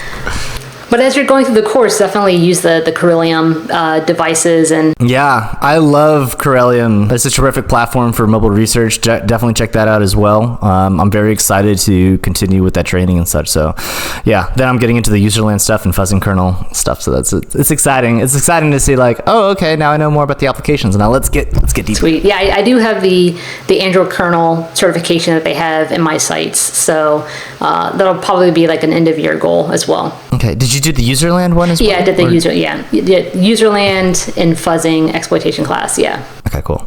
Yeah, that's gonna be my next one as well. So we talked about books. We talked about you creating Udemy classes. How long did the Udemy class take? Did that take a month, a week? To shoot the content and create the materials and stuff? So usually when I'm creating a course or training, if you think of a full day's worth of material, 8 hours, usually it takes about a week to create a day of material. Damn. So it does take some time, but I don't recall how long that took, but I do clearly remember taking a Udemy course on how to create a Udemy course. Okay, yeah. And it was a 5-day boot camp. So I just went through that, and that definitely accelerated the process. But I think it came out shortly thereafter, so not too long after releasing the book. And are you getting more revenue from the book, or are you getting more revenue from the Udemy courses? For comparing those two, I'd say the book, but I would say what I've gravitated more towards and where I spend my time outside of work is the offensive security trainings. I'd say that has been the model that I prefer because it's more flexible, has a higher price point, and I can do that on my own time. And when you do that, are you representing Dark Wolf Solutions, or are you representing yourself when you go out to them? So it depends. Usually if I'm just serving as an instructor with a conference that I've been teaching at, prior to Dark Wolf, usually I have my own LLC for that. And because of course, like as you're teaching offensive cyber materials, if someone's laptop like blows up for whatever reason, I don't want to be liable, right? It's always good to put everything in an LLC regardless, but yeah, that's the very valid reason, yes. And so, yeah, I've been, teaching at security conferences since 2018. And so for that, Nice. Essentially moonlighting, that'll be my own thing. But for new opportunities that come up where they're approaching Dark Wolf, then I'll support those training events as Dark Wolf. So like the Black Hat Autonomous Arcade, the DEF CON drone hacking workshop with Aerospace Village, that was facilitated by Dark Wolf. Okay. And then for the trainings and stuff that you provide, do you go to the event organizers for different types of conferences and say, hey, I'd like to give a training and go through a process? So usually they will put out similar to accepting a CFP, yeah. Some will call it a CFT, call for trainings. Others will just have it under the CFP umbrella for call for papers. But you just indicate, hey, I want to offer a workshop.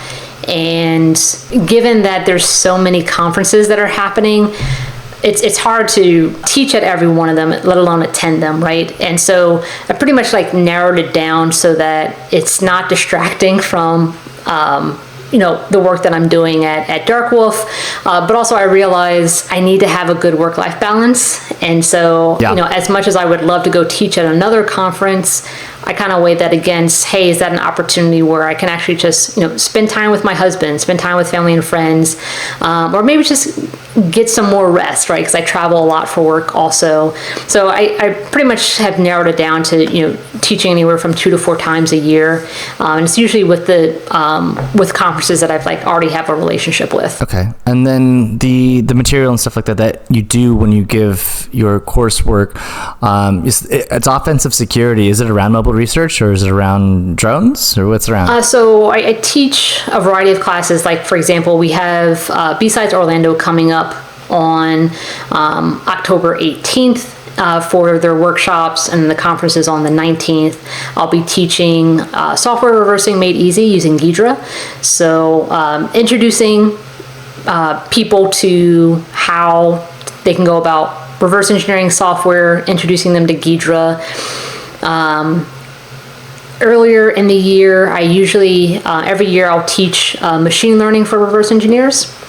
So given the rapidly evolving advancements in AI, ML, just showcasing how we can leverage the different concepts, principles, and algorithms and apply that to reverse engineering a binary, whether that's accelerating the process, helping to automate, identifying key features that we want to extract, maybe for vulnerability discovery, whether to determine if that binary is malicious or not, or for a variety of other reasons.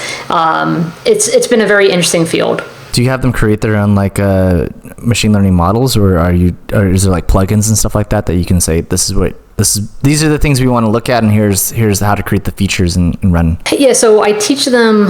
So with the, I'd say, machine learning pipeline, the process that we go through, I show them how they can collect and gather their own data. So what features to extract out of binaries, how to, do the necessary, data pre-processing, and then... Okay, yes, the science behind it, I like it. Yeah, and then from there, depending upon how much data we have, when to determine to apply the dimensionality reduction techniques, because you don't need to analyze every single feature. So how do we reduce it down to improve the performance of the machine learning model? And then we'll go through different types of algorithms. So we'll cover unsupervised machine learning, supervised machine learning, neural networks. We'll talk about transformers and ChatGPT, for example. But the idea is you're leveraging existing machine learning packages, like software packages, whether it's scikit-learn, for example, because you don't have to create these models from scratch, but you can leverage these existing libraries to create your own ML system, so that it's analyzing what you want, and you're getting the results that you're looking for. So it's how do we apply these tools and techniques to their particular, say, binary analysis problem. That's super interesting. I gave a workshop in San Francisco SF Python group on machine learning, on how to use TensorFlow. Exactly. And, how to determine if somebody had diabetes based on like some data.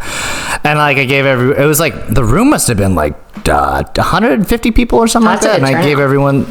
There was a lot of people. I think it's just because the group was big. I don't think they actually cared for my talk. I think they just wanted to get food, whatever. Is that Twitter?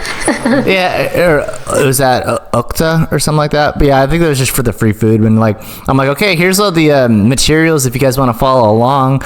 And like, I think like 5 people downloaded the materials, and like nobody could keep up. And I was like, maybe this is too complicated to explain it in like an hour presentation or something. But I tried my best.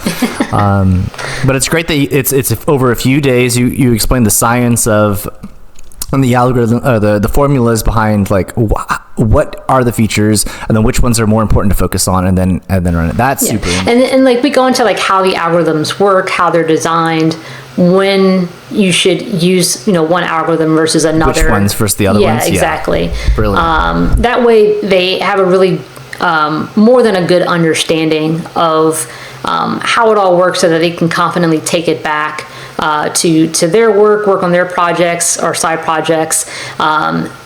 That's like I have it hands-on throughout the entire like 4-day course. I can extend it to 5, but usually a lot of the conferences are moving to that 4-day format.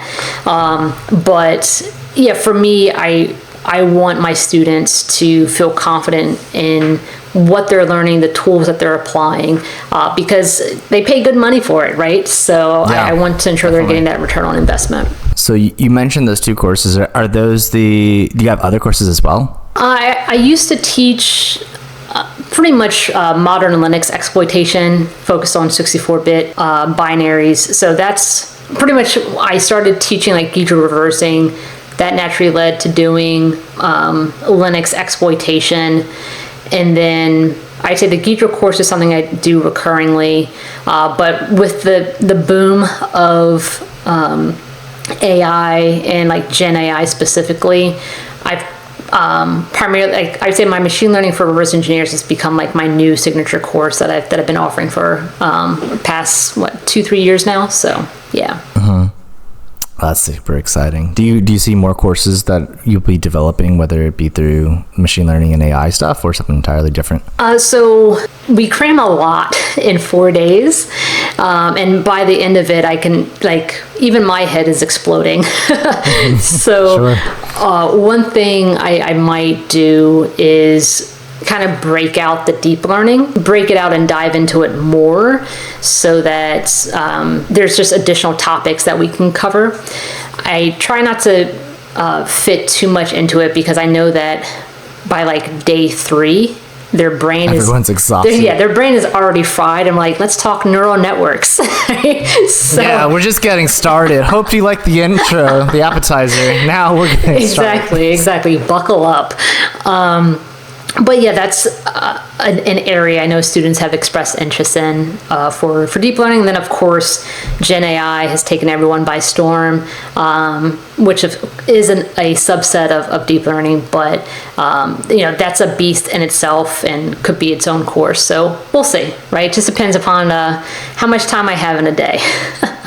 Yeah, definitely. So we've spoken about a lot of things today. We've spoken about your journey in terms of how you gained even interest in computers, how it brought it over to cybersecurity, how you've taken all the lessons that you've worked through your different positions as working at bigger companies, and being able to take an entrepreneurship and guiding that through, and bring all of those over to Dark Wolf Solutions, and being able to work on your research there, build out your research team, as well as working on the request for proposals there too, right? Is that right? Yep. And then additionally, all the businesses that you've done in terms of writing books, creating Udemy courses, and even summits that you've created, engaging with people, and the trainings that you've done through all of the conferences that you are attending. Do you have any conferences that you're planning on going to this year, or early next year? So I'll be at AUVSI Defense, October 22nd to 24th, B-Sides Orlando, October 18th and 19th, And I think those are my two no. I think, I have a Space Power conference in December. Are you guys reversing spaceships? So we work very closely with the U.S. Space Force, and so in partnership with the Space Force Association, SFA, they host the Space Power Conference in December. So it's an opportunity to learn more about the Space Force mission, what they have in the pipeline, and their current priorities and pain points. So definitely excited for that. That'll probably wrap up my conferences for the year. Are you going to Reverse Con? I think that's what it's called. Recon? Jordan. Reverse. Reverse. Jordan. Yeah, the new announcement. That's in February, I believe. The last week of February. Yeah. Jordan was like, I don't know why he picked it for a specific reason. I think it was for the hotels or something like that. But it's like, it's going to be weird because it's like the 28th of February and then it goes into like March 1st or 2nd. Got it. Yeah, it's definitely on my list. There's also District Con that was recently announced. I think it's the week prior, but it's another security research offensive cyber conference in DC. So my February is already booked up with those conferences, and there's HexCon going on right now over in Paris. I think I wanted to go out to that. That's on my bucket list. That and Offensive Con. Those are the two. Offensive Con was great. I went this year and it was a lot of fun. Really great talks. Got to network with a lot of people too. So it was good. Awesome. Yeah, next time I'm overseas, I have to plan it around those dates. Yeah, definitely. Okay, excellent. Well, thank you so much for your time here, Hahna. Do you have any other shout outs or things that you want to mention or things that you want to talk about either with your company, with yourself, anything else that's going on? Yeah, I would say if you're interested about opportunities at Dark Wolf and want to join the pack, check us out at darkwolfsolutions.com, as well as if you're a small business interested in potentially partnering with us, reach out. Even if you're not a small business and you're curious about our services in cybersecurity, digital transformation, software DevSecOps, again, we don't bite. Feel free to reach out. Check out our Android Security Research Playbook. It's a way for us to give back to the community. It's free. It's publicly available. Check that out at asrp.darkwolf.io, as well as our Drone Wolf Playbook to learn more about drone security at dronewolf.darkwolf.io. So I'll also give you my LinkedIn profile. Feel free to connect with me and say hi.